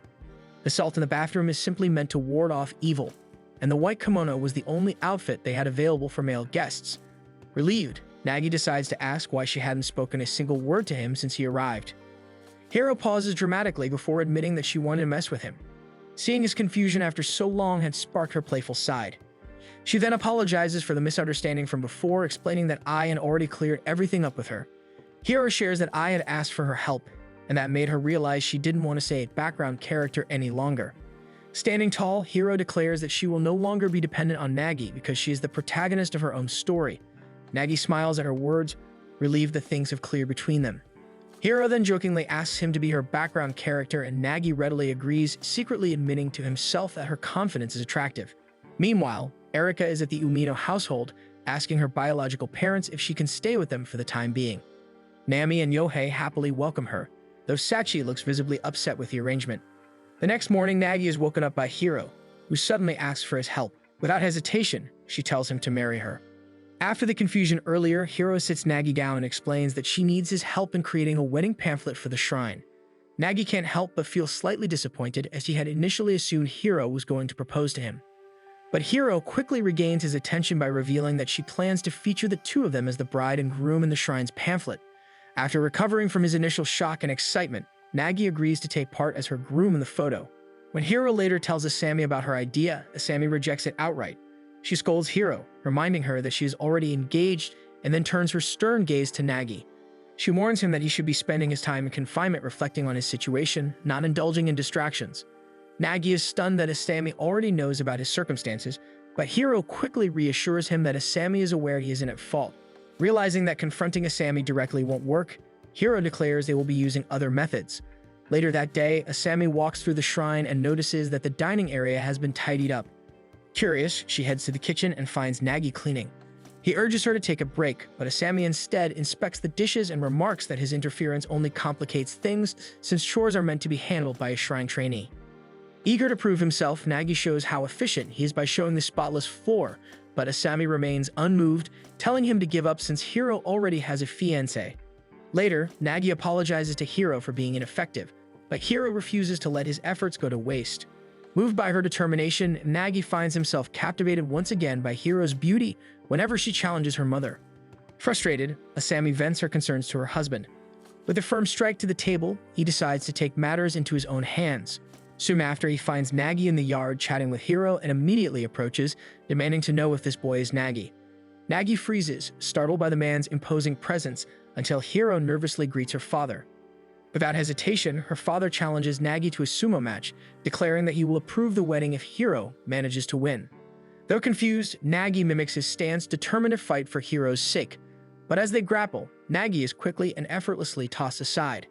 To his surprise, Hiro's father smiles, announcing that he accepts Nagi after all. Later, while bathing together, Hiro's father explains that sumo is about more than just winning. What impressed him was Nagi's courage, and for that, he considers the boy worthy of his praise. Nagi is still trying to process how he ended up in a bath with Hiro's father. As he thinks, Hiro's father begins to open up, admitting that Hiro's situation is in part because of him. He shares that he and Asami were also betrothed by their parents. When he was young, he visited the shrine and was adopted into the family to become Asami's husband. Back then, he thought Asami was cute and delicate, and he immediately fell for her. However, his affection wasn't returned right away, as Asami was intimidated by his large frame. It took time, but eventually Asami warmed to him. He admits he wants Hiro to marry someone of her own choosing because he knows Asami only married him at first out of duty, as her priority had been to protect the shrine and its traditions. Had Asami chosen marriage for love instead, she might have been happier than she is today. Abruptly, Hiro's father rises and announces the end of the bath, but after catching sight of just how well-endowed Hiro's father is, he faints on the spot. By the time Maggie regains consciousness, the sun is already setting. From the next room, he overhears Hiro and Asami discussing the pamphlet. Asami is still firmly against the idea, while Hiro pushes back, saying she has no intention of marrying her fiancé anyway. Asami demands to know why Hiro is so opposed to the arrangement. Hiro points to her mother's own marriage as an example, saying that Asami and her father never truly found happiness. She refuses to follow a path that won't bring her joy, and insists she can take care of the shrine without being married. The argument grows tense, but Hiro's father interjects, asking why Asami can't just let Hiro do what she wants, since it's only a fake wedding photo. Asami quickly dismisses him, saying she has problems with him too. She criticizes how clumsy he is, pointing out how he can't button his own shirt, how he constantly breaks things, and that the only thing he's truly good at is sumo. Her words sting and he shrinks into a corner while Hiro tries to comfort him. At that moment, Nagi steps in. He explains that marriage and love aren't about perfection, but about knowing each other completely. By scolding him, Asami is showing her care, devotion, and love towards her husband. His words make Asami blush, and she shyly admits that she does care for her husband, though she insists that openly declaring love feels too Western for her tastes. Later, as Hiro and Nagi prepare dinner, Hiro thanks him for opening her eyes to a side of her parents she never knew. She'd assumed her mother didn't care for her father, but now she understands that Asami gradually grew to love him over time. Hiro adds that she also learned something about Nagi, teasing that if they were married, she would probably discover even more about him. Growing wistful, she wonders aloud if she's now free to pursue her own relationships. She realizes that marriage doesn't need a rigid reason, only happiness. There's no solid proof that her fiancé will bring her that, but she feels someone else will. She then looks bashful toward Nagi, but before she can say anything, her father suddenly enters the room and announces that Hiro should marry her fiancé. Both Nagi and Hiro stare at him in shock. Asami stands firm beside her husband, her resolve toward the arrangement as strong as ever. The next morning, Hiro informs Nagi that they've been granted permission to do the wedding photo. Though she insists it's thanks to Nagi's help, the truth is that her father simply wanted to see what Hiro would look like as a bride and had persuaded Asami to allow them to proceed with the photo shoot. The two then collect Hiro's photo albums to prepare. Hiro explains that weddings aren't just about the couple, but also about showing gratitude to the parents who raised them. She hopes that by including nostalgic photos, her parents will feel honored and touched.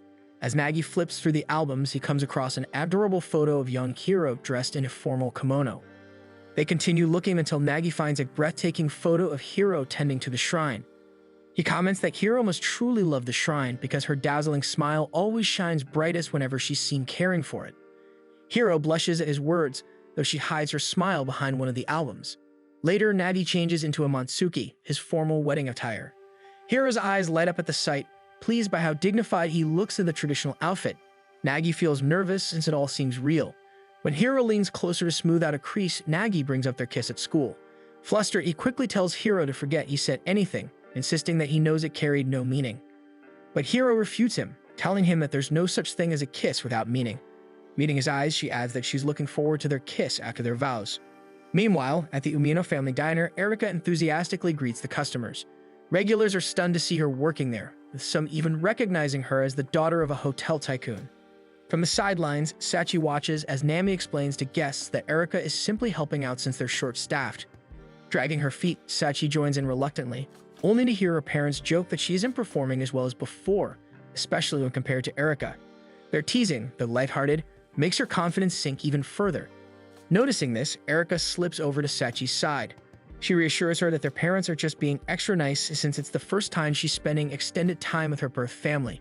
But Sachi tells Erika that she is worried about Nagi. At that, realization flickers across Erika's face. She quickly reassures Sachi that Nagi is going to be fine, reminding her that all Nagi ever thinks about is studying.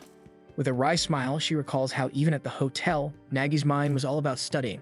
Sachi's face lights up when Erika confirms that nothing intimate happened between her and Nagi at the hotel. Erika, confused by Sachi's reaction, clarifies again that nothing interesting occurred, which makes Sachi smile in relief, glad that her suspicions were wrong. Just then, Sachi is notified that she has received something in the mail. Curious, she checks and finds an envelope addressed to her. In Ai's residence, Ai also receives the very same thing. Both of them open their letters and are shocked to discover a wedding invitation from Nagi and Hiro. Their jaws nearly drop, only to read further and realize it's not a real marriage. At the shrine, Nagi nervously makes his way across the yard where Hiro's father waits for him. They then spot Hiro dressed elegantly in a shiramuku, and for a moment, Nagi forgets to breathe. The spell breaks when her father rushes up to her in tears, showering her with compliments about her beauty. While Hiro fusses over calming him down, Nagi can't bring himself to look away from her. Asami soon joins them, remarking curtly that she still doesn't approve of the fake wedding. Trying not to let the tension linger, Hiro's father instructs the two to pose for a couple's shot in front of the shrine. When Hiro calls Nagi by his first name, he stumbles through saying her given name as well. Suddenly, Erika arrives in a casual white dress. Hiro greets her warmly, but Nagi immediately points out that white is reserved for the bride. Realizing her mistake, Erika laughs it off, though Hiro struggles to suppress her own giggles. Erika then admits that she dreams of her own wedding someday. For just a fleeting second, Nagi finds himself captivated by her wistful expression. Erika moves to excuse herself, but Hiro promises to have a surprise ready for her later. Almost on cue, a small stage appears and Ai appears with a microphone, announcing that she'll be performing as entertainment for the fake wedding. Nagi is baffled by how Ai outstaged Hiro all of a sudden, and Ai also begins singing a song about jealousy. Hiro reminds Ai that the event is only for photos, but Ai shakes her head, declaring she never does anything half-heartedly. Then she teases that her next song will be dedicated to Nagi. His face flushes red as he watches her command the stage with effortless presence. Hiro pulls him back to reality, telling him the ceremony is about to begin. Ai and Erika take their seats with the other attendees, though Erika notes that Sachi couldn't come because of exams. At last, Hiro and Nagi walk down the aisle of the shrine. Hiro's father breaks into tears again, struck by how much she resembles Asami in her youth. As they walk to the front, Hiro whispers that the moment feels intimidating, but Nagi only thinks she looks dazzling, just like a main character in a story. As the mock ceremony continues, a shrine maiden suddenly declares that the couple may now kiss. Erika and Ai jolt in shock since they included that part of the ceremony. Nagi slowly leans forward, heart pounding, only for the shrine doors to slam open as Sachi bursts inside, shouting that Hiro cannot take Nagi away from her. Everyone is stunned when Sachi bursts into the shrine, tears streaming down her face as she cries out for Hiro to give Nagi back. Her desperate pleas echo through the hall and the atmosphere freezes. Erika, watching from the side, wonders if Sachi truly believes this mock wedding is real. Nagi immediately notices Sachi's distress. Unable to ignore her, he takes her hand and quickly excuses them both, leading her to a quiet, empty hall. There he tries to explain that the wedding is only for a pamphlet. But even as she continues crying, Sachi insists that she already knows. Still, the sight of it unsettles her so much that she couldn't hold back her emotions. Frustrated, Nagi scolds her for making a scene, reminding her how much effort everyone put into the photo shoot. But Sachi weakly argues that he wouldn't have gone through with the wedding at all if it meant nothing to him.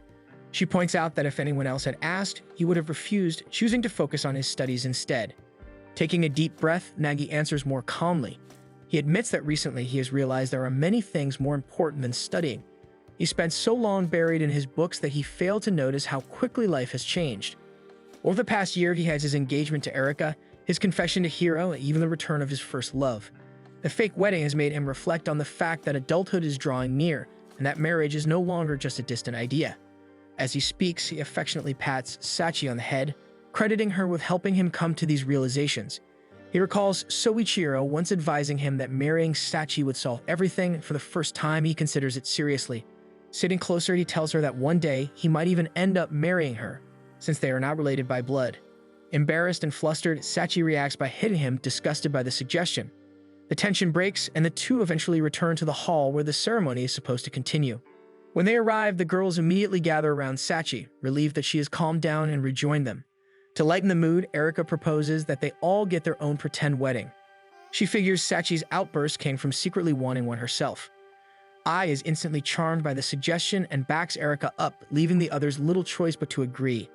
Nagi groans inwardly, thinking it's excessive. The photo shoot resumes with Erika first, posing with Nagi in Western-style wedding attire. Next, he switches to traditional Japanese clothing for Hiro. For Ai, he changes again into a Chinese-style outfit. Finally, with Sachi, they wear their school uniforms. Compared to the elaborate costumes before, Nagi can't help but feel that this looks less like a wedding photo and more like a graduation picture. The next set of shots has Nagi and the girls pretending to kiss one by one. Though it is only for the camera, Nagi grows increasingly nervous and uncomfortable with each turn. When it comes time for his shot with Sachi, however, she suddenly kisses him for real, shocking everyone present. Nagi stares at her in disbelief, giving her an uneasy look. Sachi, confused by his reaction, doesn't understand what she did wrong until she later learns that the kiss was only meant to be staged. Embarrassed, she tries to wipe it away, even rubbing at her lips and trying to wash her mouth as though to erase the moment. Nagi, frustrated by her impulsive behavior, explains again that the entire ceremony is pretend, and that siblings shouldn't be kissing in the first place. His words hit a nerve in Sachi, making her embarrassed and angry. Overwhelmed, Sachi bursts out with her frustrations, then storms out of the room, slamming the door behind her. Nagi is left bewildered by her actions, but the other girls seem to realize that Sachi's kiss may have been intentional, though they choose not to share this suspicion with him. To break the heavy mood, Hiro thanks everyone for their help during the mock wedding and offers steamed buns for everyone to take home. Erika cheers at the treat, even asking if she can take Nagi's share as well. While Nagi and Erika chat, Ai seizes the chance to pull Hiro aside. She suggests they call a truce for now, admitting that both of them see each other as rivals. Hiro is intrigued and listens more closely when Ai adds that, at the moment, they are nothing more than background characters. This blunt remark catches Hiro's attention. Ai presses further, declaring that their true enemy is actually Sachi, since it is obvious she has a crush on Nagi. Ai recalls how Sachi was always strangely possessive of him when they were children, often acting like his girlfriend. She even admits she had caught them in questionable situations more than once. Hiro quietly agrees, confirming that she has also noticed Sachi showing unusual affection toward Nagi on several occasions. Ai then declares that love with obstacles is the most exciting kind of love. Hiro's eyes light up with admiration at the sentiment. Inspired, Ai suddenly announces she has an idea for a new song, which excites Hiro even further. Meanwhile, Nagi is left to clean up, relieved that the fake wedding is finally over. Still, his mind drifts back to the moment Sachi kissed him. He tries to shake the memory away by focusing on his chores, but her face keeps resurfacing in his thoughts. He tells himself the situation isn't as scandalous as it feels since he and Sachi aren't blood-related. At best, they're just childhood friends. Even so, the memory unsettles him, causing him to slip while tidying up. As he steadies himself, he recalls the many times Sachi had recently broken down in tears and wonders if her distress all stems from the possibility that she truly has feelings for him. Evening falls and Erika and Sachi lie in the same room. Erika asks if Sachi's kiss from earlier was intentional. Sachi admits that it was before immediately taking it back, saying she only wants everyone to stop pressuring her. She suddenly sits up, tears brimming in her eyes, and mutters that people must think she's disgusting for kissing Nagi. She admits she doesn't even understand why she did it. Erika quietly turns to look at her. Without saying much, she hands Sachi a handkerchief, then rolls back toward the wall. She tells Sachi that she doesn't think she's gross at all. 2 weeks pass, and Nagi finally returns to the house he shares with Erika, feeling relieved that he can now focus entirely on studying without distractions. But as soon as he opens the door, his relief vanishes when he sees Sachi and Erika lounging around as if nothing has changed.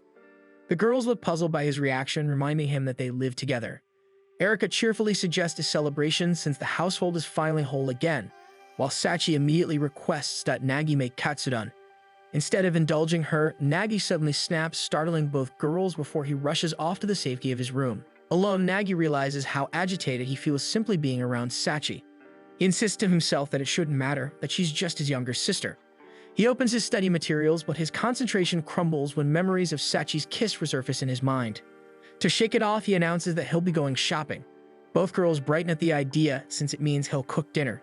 Sachi eagerly volunteers to go with him, but Nagi coldly refuses and tells her to stay home. Closing the door behind him, he exhales in both frustration and relief. Inside, Sachi looks downcast. She assumes Nagi must still be angry about the kiss.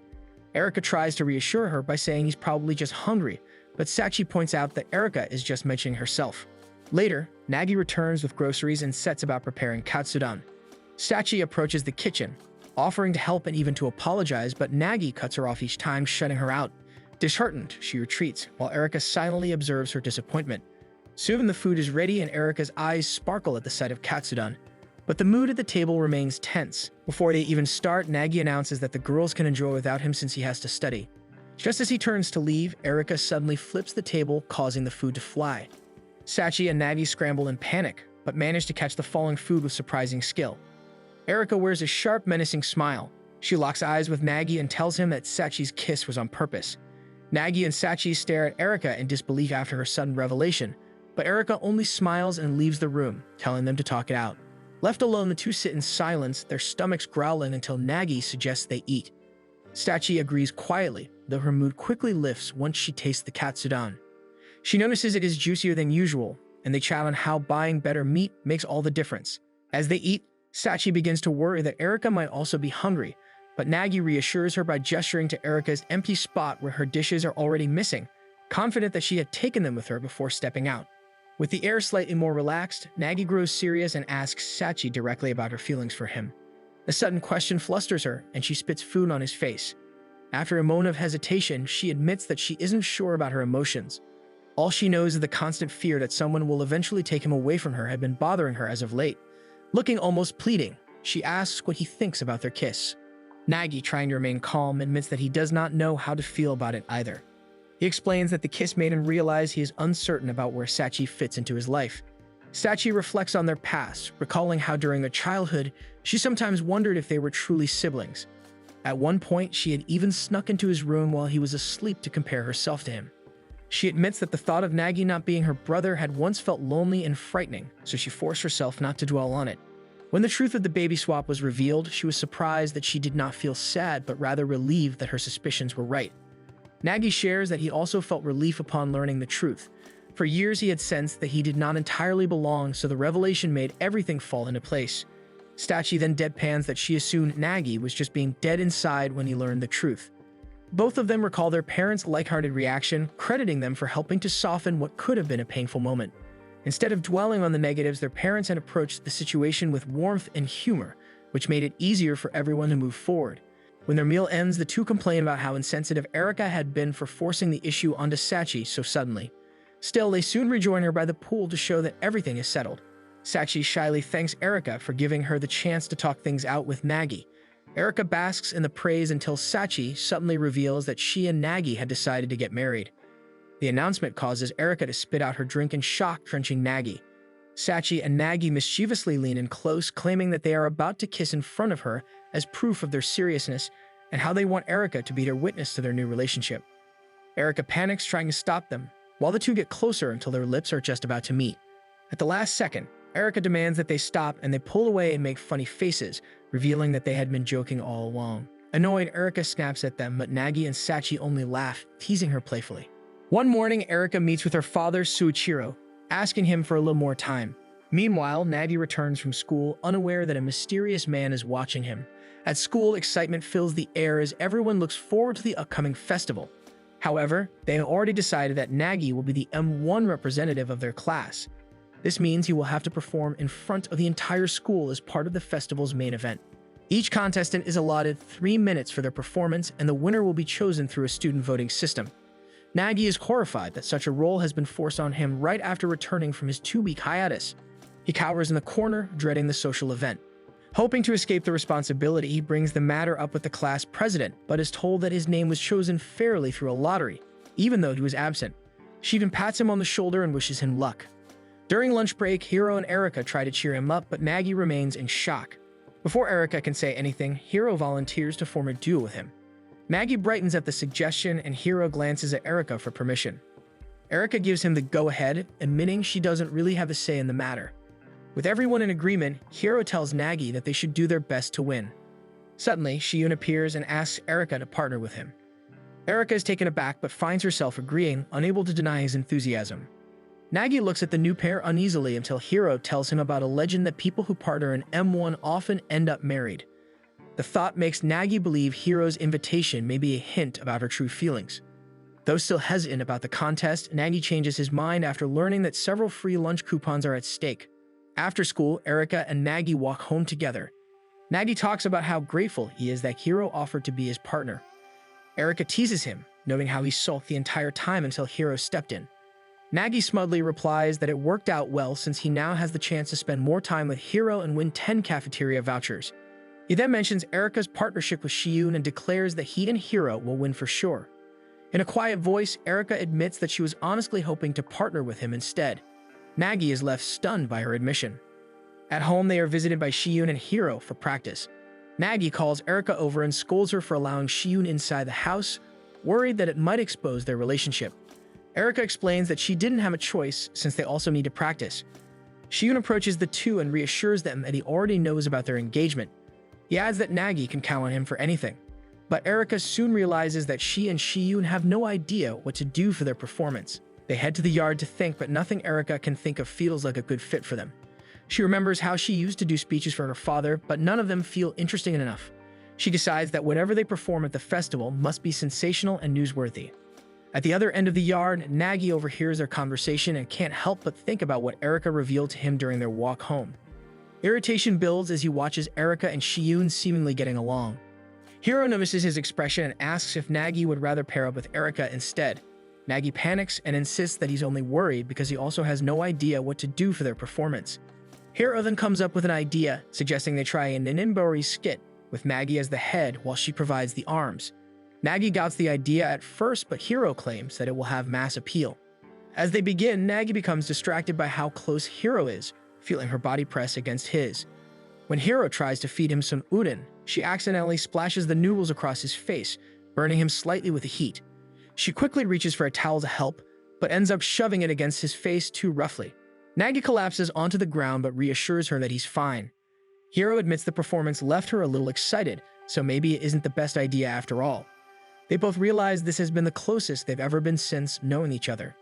Just then, Sachi voices her annoyance as she arrives home from school. She notices Erika's practice with Shiyun, which turns out to be a rap number, but she finds it boring. Sachi decides to return to her room, convincing herself that things are fine since she will get her chance to pair up with Nagi next year. Later, the group settles into the living room, worried that none of them has a set performance yet. Hiro then reveals that she borrowed a DVD showcasing different M1 performances from past years. They watch the first performance and Hiro immediately comments on how pretty the girl is. Erika then realizes the girl in the video is actually Ritsuko, her mother. When Nagi looks closer, he is in disbelief as the younger Ritsuko gives off such a different aura compared to the woman he knows today. Hiro is impressed that Erika recognized her mother at a glance. As the group's attention returns to the screen, they see Ritsuko being introduced. Suddenly, she points towards Suichiro in the crowd, who looks completely stunned at being called out. Both Erika and Nagi are shocked to learn that Ritsuko and Suichiro had once attended their school. On the screen, Ritsuko, wearing a stone-cold expression, confesses her love to Suichiro. Just as the group is about to hear his full reply, the video cuts off. Nagi and Erika are left confused by the performance until Shiyun mentions that Ritsuko is now a well-known TV producer. He suggests they ask her for advice since she would be the best person to consult about attracting a crowd. Seeing it as a brilliant idea, Erika brings the group to one of her family's mansions. Everyone is astonished by the size of the house, surprised by just how wealthy Erika's family is. When Ritsuko returns home, she notices Erika and her friends and has them sit down so they can talk.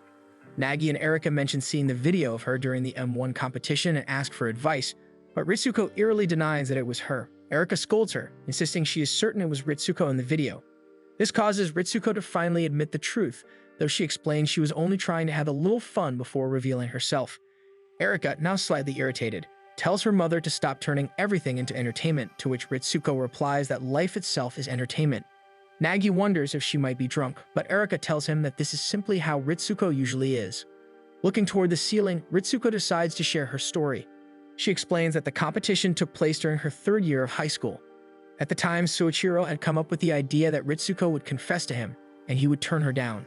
Ritsuko wasn't sure how to respond, so Suichiro reasoned that it would make for a funny skit since the expected scenario was him confessing to her and being rejected for being poor. By reversing the roles, the act would be unexpected and far more interesting. Ritsuko eventually agreed to Suichiro's idea, seeing no harm in playing along.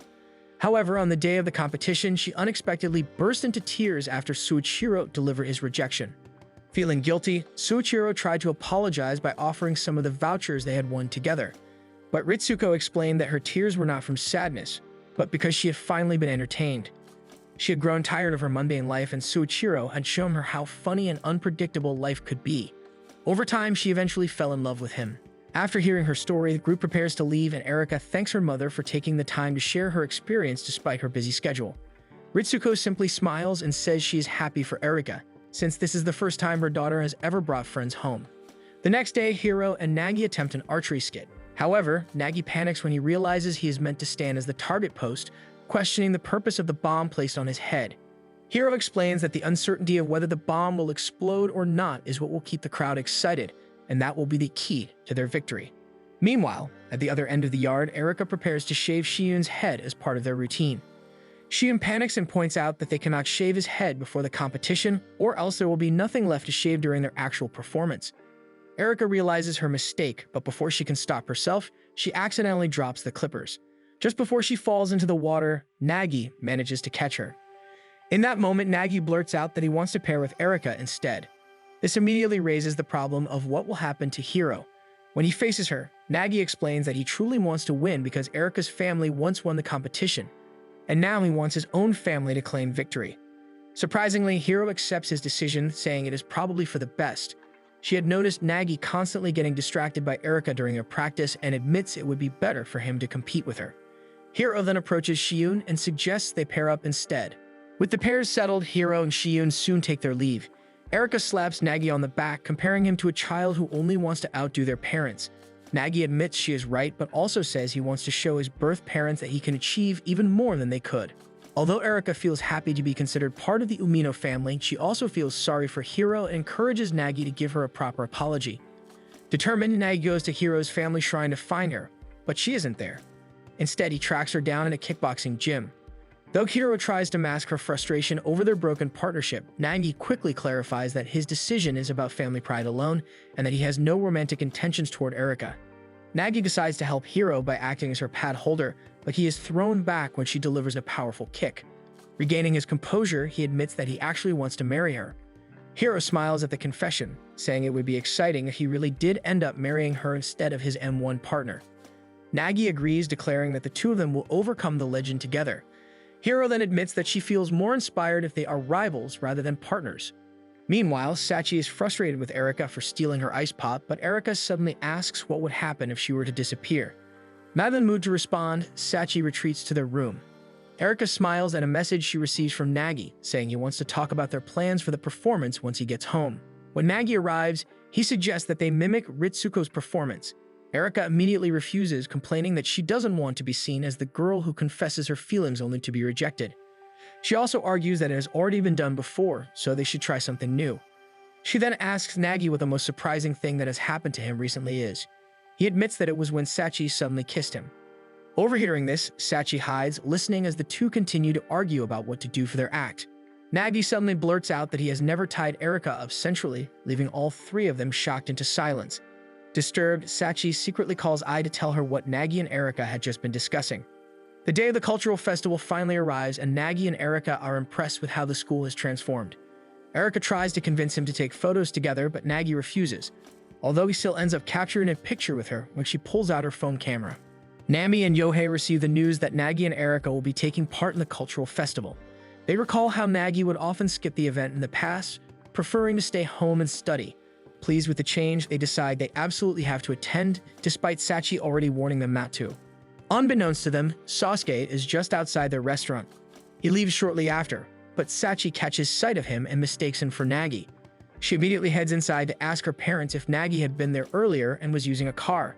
When they tell her he hasn't visited, Sachi grows confused, wondering who the man in the car could have been. Meanwhile, Ritsuko and Shohei are having dinner together, a rare occasion since Shohei is seldom home or able to attend Erika's events.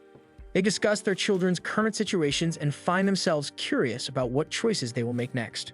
When the day of the festival arrives, Nagi's class has set up a maid cafe, which quickly becomes a huge hit thanks to Erika and Hiro working as maids. Both of them put effort into entertaining customers, but Nagi's biggest concern is the unexpected arrival of his parents, who have come to join the festivities and even lend a hand to his class. Sachi suddenly runs up to Nagi and hugs him.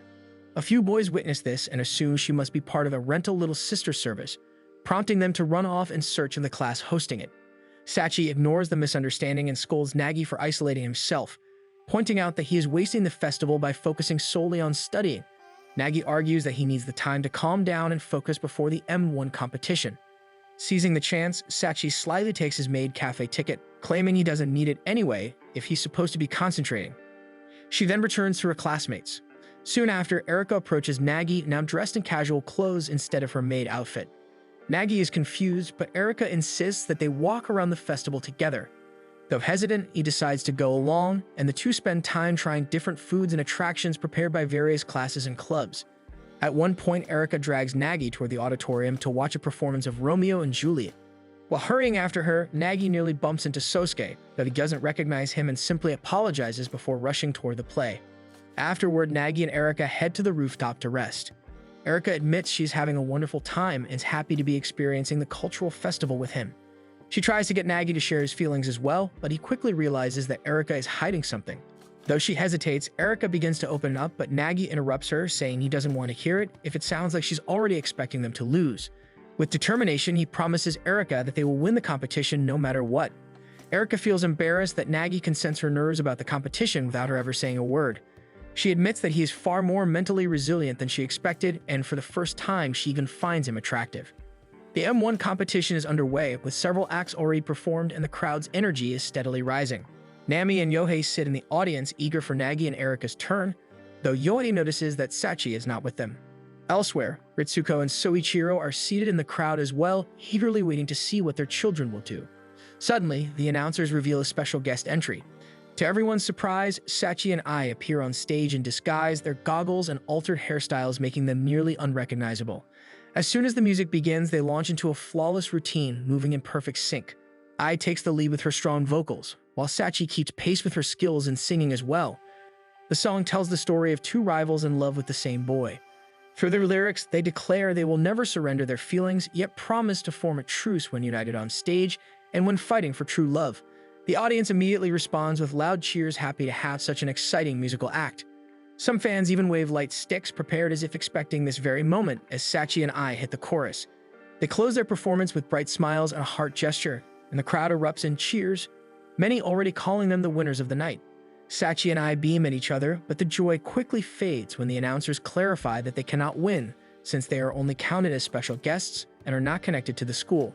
The next act is Hiro and Shiyun. Erika watches from the side, informing Nagi that Hiro is already on the stage, and Nagi is excited to see what Hiro will do as his rival. The crowd buzzes with anticipation as the pair is considered the favorites to win. But Hiro shocks everyone by declaring their forfeit onstage. Gasps ripple through the audience. Backstage, Nagi is stunned. Forfeiting is completely unlike Hiro. When Hiro passes him, Hiro whispers that this is her M1 performance. Later in the dressing room, Shiyun fumes over Hiro's sudden decision to quit. Hiro calmly explains that this was the only way to ensure Nagi puts everything into his own performance. Finally, Nagi and Erika's turn arrives. Their parents watch in anticipation as a video begins to play, narrated by Nagi, telling the true story of how he and Erika were switched at birth. In the video, Nagi explains that by their 17th birthday, Nagi and Erika meet and finally learn the truth about their past. A spotlight suddenly shines on them, and together they bow to the crowd, apologizing for keeping the secret that they were switched at birth. Nagi keeps his head lowered, inwardly cheering at the thought of the massive reaction this revelation will bring. But to his and Erika's shock, the audience remains unmoved, their faces showing little more than confusion. Ritsuko quickly realizes the reason for the lack of response from the audience. While the announcement is a surprise, it lacks the energy and entertainment value the festival crowd expects. On stage, Erika and Nagi struggle, trying to salvage the moment. Their nervous bickering only makes the silence heavier as they begin to worry over the time, since there's a limit to how long they can perform. Suddenly, an audience member voices his displeasure and even steps onto the stage. He loudly accuses Erika of lying, claiming her online persona is completely different from the image she just presented. Erika falters, searching for words to defend herself, but Nagi boldly steps forward, shielding her. He tells the audience member to stop insulting her. The audience member, however, grows angrier, turning his frustration on Nagi. He claims that Nagi is the reason Erika has changed, and with a burst of anger, he swings at him. Nagi reacts instantly, landing a clean punch that knocks the boy to the ground. Nagi announces in front of everyone that he is Erika's fiancé, which only fuels the boy's rage. He refuses to back down, ignoring Nagi's demand for an apology. The tension escalates until the announcers call for help, and several students rush to the stage to prevent a full brawl from breaking out. Ritsuko smiles knowingly at the chaos, while Soichiro remains calm, quietly suggesting that they leave. The following day, the school makes an official announcement that the M1 competition is cancelled, and no winner will be named this year. To make matters worse, Nagi will be suspended for assaulting someone from another school. Back at home, Nagi lies in bed, his face swollen and bruised. He reflects on his mistakes, realizing he has failed. Not only did he lose the competition, but he also earned a suspension. Erika enters his room carrying a bowl of food she prepared herself. Nagi eyes it warily since it's an odd mix of rice and mismatched ingredients.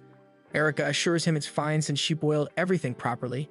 Nagy lifts the spoon, but instead of eating, he quietly apologizes. He explains that he failed to lead them to victory. Erica exhales in relief and teases him, saying she thought he was apologizing because the food was too disgusting to eat. With a small smile, she thanks him for protecting her on stage, even admitting that at that moment she thought he looked really badass. Nagy wants to argue softly about their loss, but Erica silences him with an unexpected kiss. When she pulls away, she smiles brightly and asks if he feels better. Slowly, Nagy admits that he does, and Erica leaves the room. Once the door shuts, Erica's composure breaks. She is stunned at herself for kissing him so suddenly. Nagy, meanwhile, lies in disbelief as the reality of Erica kissing him starts to sink in. He tries to convince himself it was just a hallucination, yet the lingering sensation of her lips proves otherwise. He buries himself under the blanket, trying to push the thought away. Recalling Erica's words after the kiss, he convinces himself that it held no romantic meaning. He reasons that kissing on the lips is simply more common overseas than kissing on the cheek, and it was Erica's way to cheer him up. Determined to distract himself, he glances at the bowl of food and heads downstairs to clean up. While washing the dishes, Sachi appears and bluntly tells him that Erica's actions are not what he assumes, since she saw Erica kiss him. Nagy's face immediately flushes red. Sachi sighs, muttering that it was only a matter of time before Erica kissed him. When Nagy asks her to explain, she brushes him off at first, then teases him by asking how it feels to finally be kissed by a girl who isn't family. Flustered, Nagy argues that her point is wrong since Sachi herself kissed him before and she isn't exactly family either. Embarrassed, Sachi's face turns red and she throws a stuffed toy at him. Turning back to the dishes, Nagy insists that Erica's kiss was nothing more than an attempt to cheer him up, proof that she has no romantic feelings for him. In his mind, Erica was just being her usual kind self. Suddenly, Erica bursts into the room, startling Nagy into blurting out a quick thank you for cheering him up. But Erica immediately demands to talk about their kiss. Nagy pulls her outside into the yard, baffled as to why she is bringing it up when she was the one who kissed him. Shyly, Erica admits that she didn't know what to say at the time. Then she asks why he assumed the kiss was just an act of kindness. Nagy explains that it made sense since she kissed him simply to cheer him up. Erica acknowledges his reasoning, but her expression shows a trace of wonder. Nagy watches her, confused as to why they even need to discuss it. Erica, however, seems like she's trying to convince herself that the kiss really was nothing more than a way to keep Nagy from drowning in his depression. Nagy tells Erica that Sachi saw their kiss and reminds her to be more mindful of her actions since they all live together. Suddenly, Erica realizes why she kissed him in the first place. She admits that she wanted to do it because she had seen Sachi kiss him before. Nagy feels embarrassed and a little let down, thinking Erica only wanted to know what kissing felt like and that it didn't matter who it was with. But Erica playfully corrects him, saying she specifically wanted to kiss him because she didn't want Sachi taking away her fiancé. Back in the house, Sachi asks Nagy if he figured out the meaning behind the kiss. Nagy tries to answer plainly, but his flushed face betrays him. Sachi decides to let the matter go and heads for her bath. While bathing, however, she begins to worry that Nagy might truly be falling for Erica.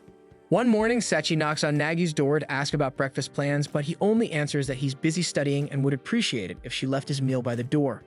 Sachi complains that Nagy should be the one preparing breakfast, but he argues back that he's suspended and shouldn't leave his room.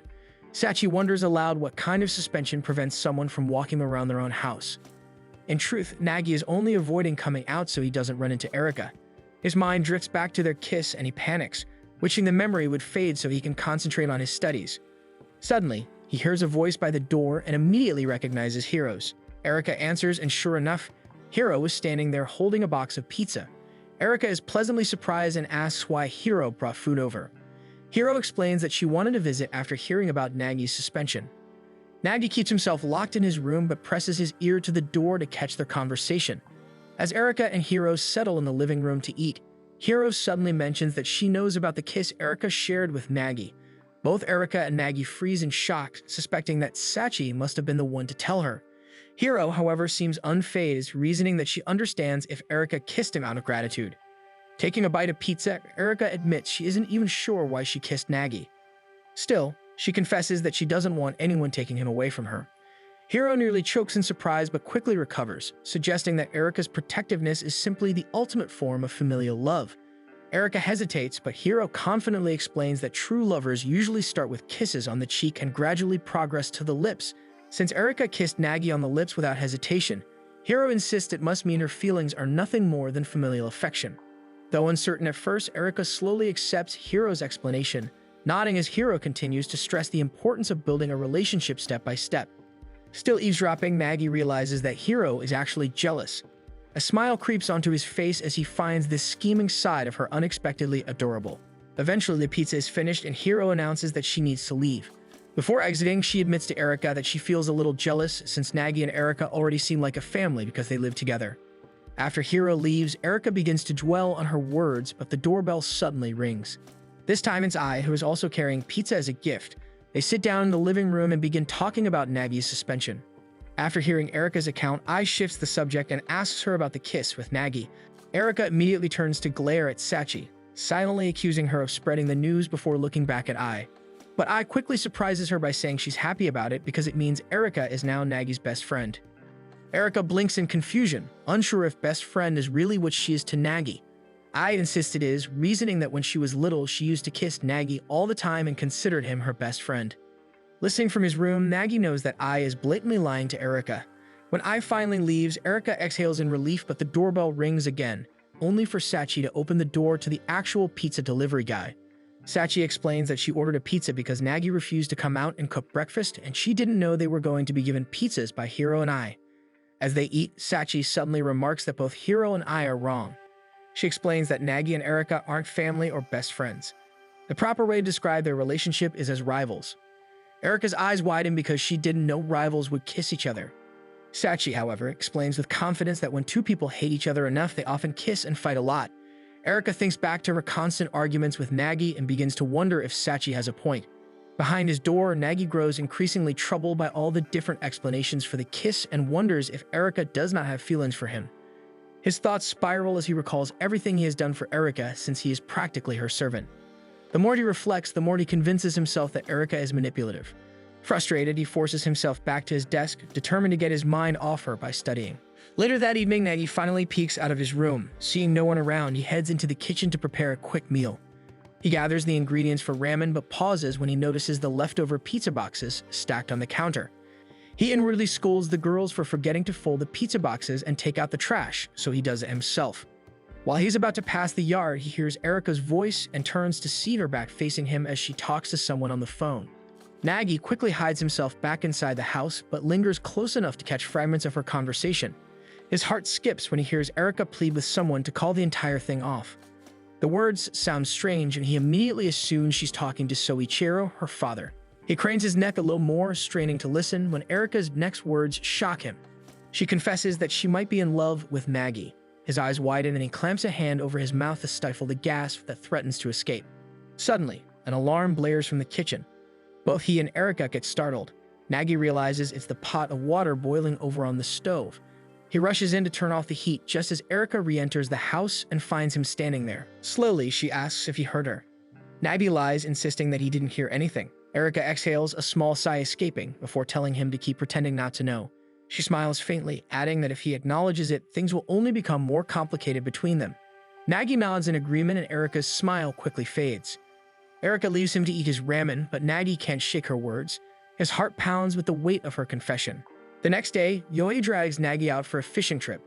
Nagi grumbles, wondering why he has to do activities while suspended, but Yoi argues it's precisely the reason he needs to come along. Half joking, Yoi admits he was suspended all the time in his youth. Then, Yoi grows serious. He tells Nagi not to feel bad because he did the right thing protecting Erika, and that he's proud of him. Unfortunately, Nagi misses the praise due to vomiting out of seasickness. Yoi declares that Nagi's actions only prove how much he loves Erika. He turns back to the sea, conflicted before finally admitting to himself that he does like Erika. Yoi shares that their family believes in taking leaps of faith. The words linger with Nagi, giving him the courage to take action. Returning home, Nagi finds Erika and thanks her for loving him. He then confesses that he also has feelings for her. Erika suddenly rushes toward him and Nagi assumes she wants to embrace him, but to his surprise, she punches him in the gut. She scolds him for answering her confession when she had specifically told him to pretend not to hear it.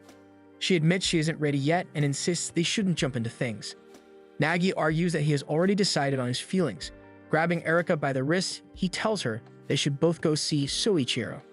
Erika suddenly recalls a memory from her childhood. When she was young, she once asked her maid why her father never took her to the zoo, even though all the other kids in her class went with their dads. The maid crouched to Erika's level, gently took her hand, and explained how busy Soichiro was. She offered to take Erika to the zoo instead, But Erika quickly darted off to look for her father instead. When she found him, he was surrounded by people, and she realized she had no chance to approach him. Back in the present, Erika tells Nagi that Soichiro had already spoken to her about their living situation and that he wanted them to live separately again. Nagi admits he suspected Soichiro would say something like that. Erika wonders aloud if Nagi is against the idea, asking if he's willing to fight for them to stay together. Shyly, Nagi admits that she's right. Erika smiles, relieved that she has Nagi beside her to face this. She explains that she had already talked with her father, but had hung up before getting an answer. Later, they meet Soichiro on a lavish-looking boat where he reveals that he is conducting research for a seaborne hotel. Nagi wastes no time and tells him directly that he wants to continue living with Erika. When Soichiro asks what he feels for her, Nagi firmly answers that he has romantic feelings. To their surprise, Soichiro laughs, but he quickly apologizes and explains that the reason he considered ending their cohabitation was that it had taken them half a year of living together to finally realize their feelings for each other. He thought progress was too slow. Nagi grows even more confused, thinking couples aren't supposed to move so fast in the first place. Soichiro calmly explains that living apart for a while will actually benefit them. Nagi frowns, uncertain since he assumed Soichiro wanted them to marry soon, but the suggestion seems to counter his reasoning. Erika shyly asks about Soichiro's own relationship with Ritsuko, pointing out that it took them 10 years of dating before they finally married. Soichiro answers that it took him and Ritsuko 3 years of dating before they even held hands, and 4 before they shared their first kiss. Nagi stares at him in disbelief since Soichiro had just judged him and Erika for taking things too slow. But Erika's expression lights up at the answer. Smiling brightly, she tells them that she wants a relationship like that too. Both Nagi and Soichiro are shocked by her response, but Soichiro eventually smiles fondly. He admits that he sees a little of himself in both Nagi and Erika. He also confesses that he may have rushed them toward marriage, but now he's looking forward to watching their relationship develop naturally in the future. After the talk, Nagi and Erika step out onto the deck for some fresh air. Erika takes the chance to thank Nagi for speaking up to her father, saying it gave her the courage to share her own feelings. From a distance, Soichiro quietly watches them, proud that they've chosen to prepare themselves instead of rushing blindly. Nagi and Erika seal their decision with a handshake, agreeing that their relationship can continue. None of them notices that Sosuke is plotting something in secret. Back home, Erika complains to Sachi that she's hungry. Sachi tries to order Nagi to cook, but he refuses. Before the argument can drag on, the doorbell rings. Hiro and I step inside, Hiro proudly carrying the finished wedding pamphlet they've been working on. The girls settle in the living room, flipping through the small booklet. Each of them is featured inside, and they happily shower compliments on one another. When Erika sees herself in a wedding dress, she quietly wonders if that could be her someday. Hiro praises the shrine's dress selection, and the girls continue to laugh and admire the photos together. Meanwhile, Nagi watches from the side, uncertain about which of the girls he truly wants to pursue. When the conversation shifts to him, he takes a closer look at the pamphlet. To his shock, every photo that includes him has his eyes blacked out, a reference to the time he appeared in the news during dating rumors with Ai. The girls finally stop at a group photo of the 3 of them with Nagi, and they ask him to do favors for them. Later, after his suspension ends, Nagi meets Hiro. To his surprise, she shyly asks if they should start dating. Thanks for watching. That's the complete season. Don't forget to subscribe if you enjoyed it.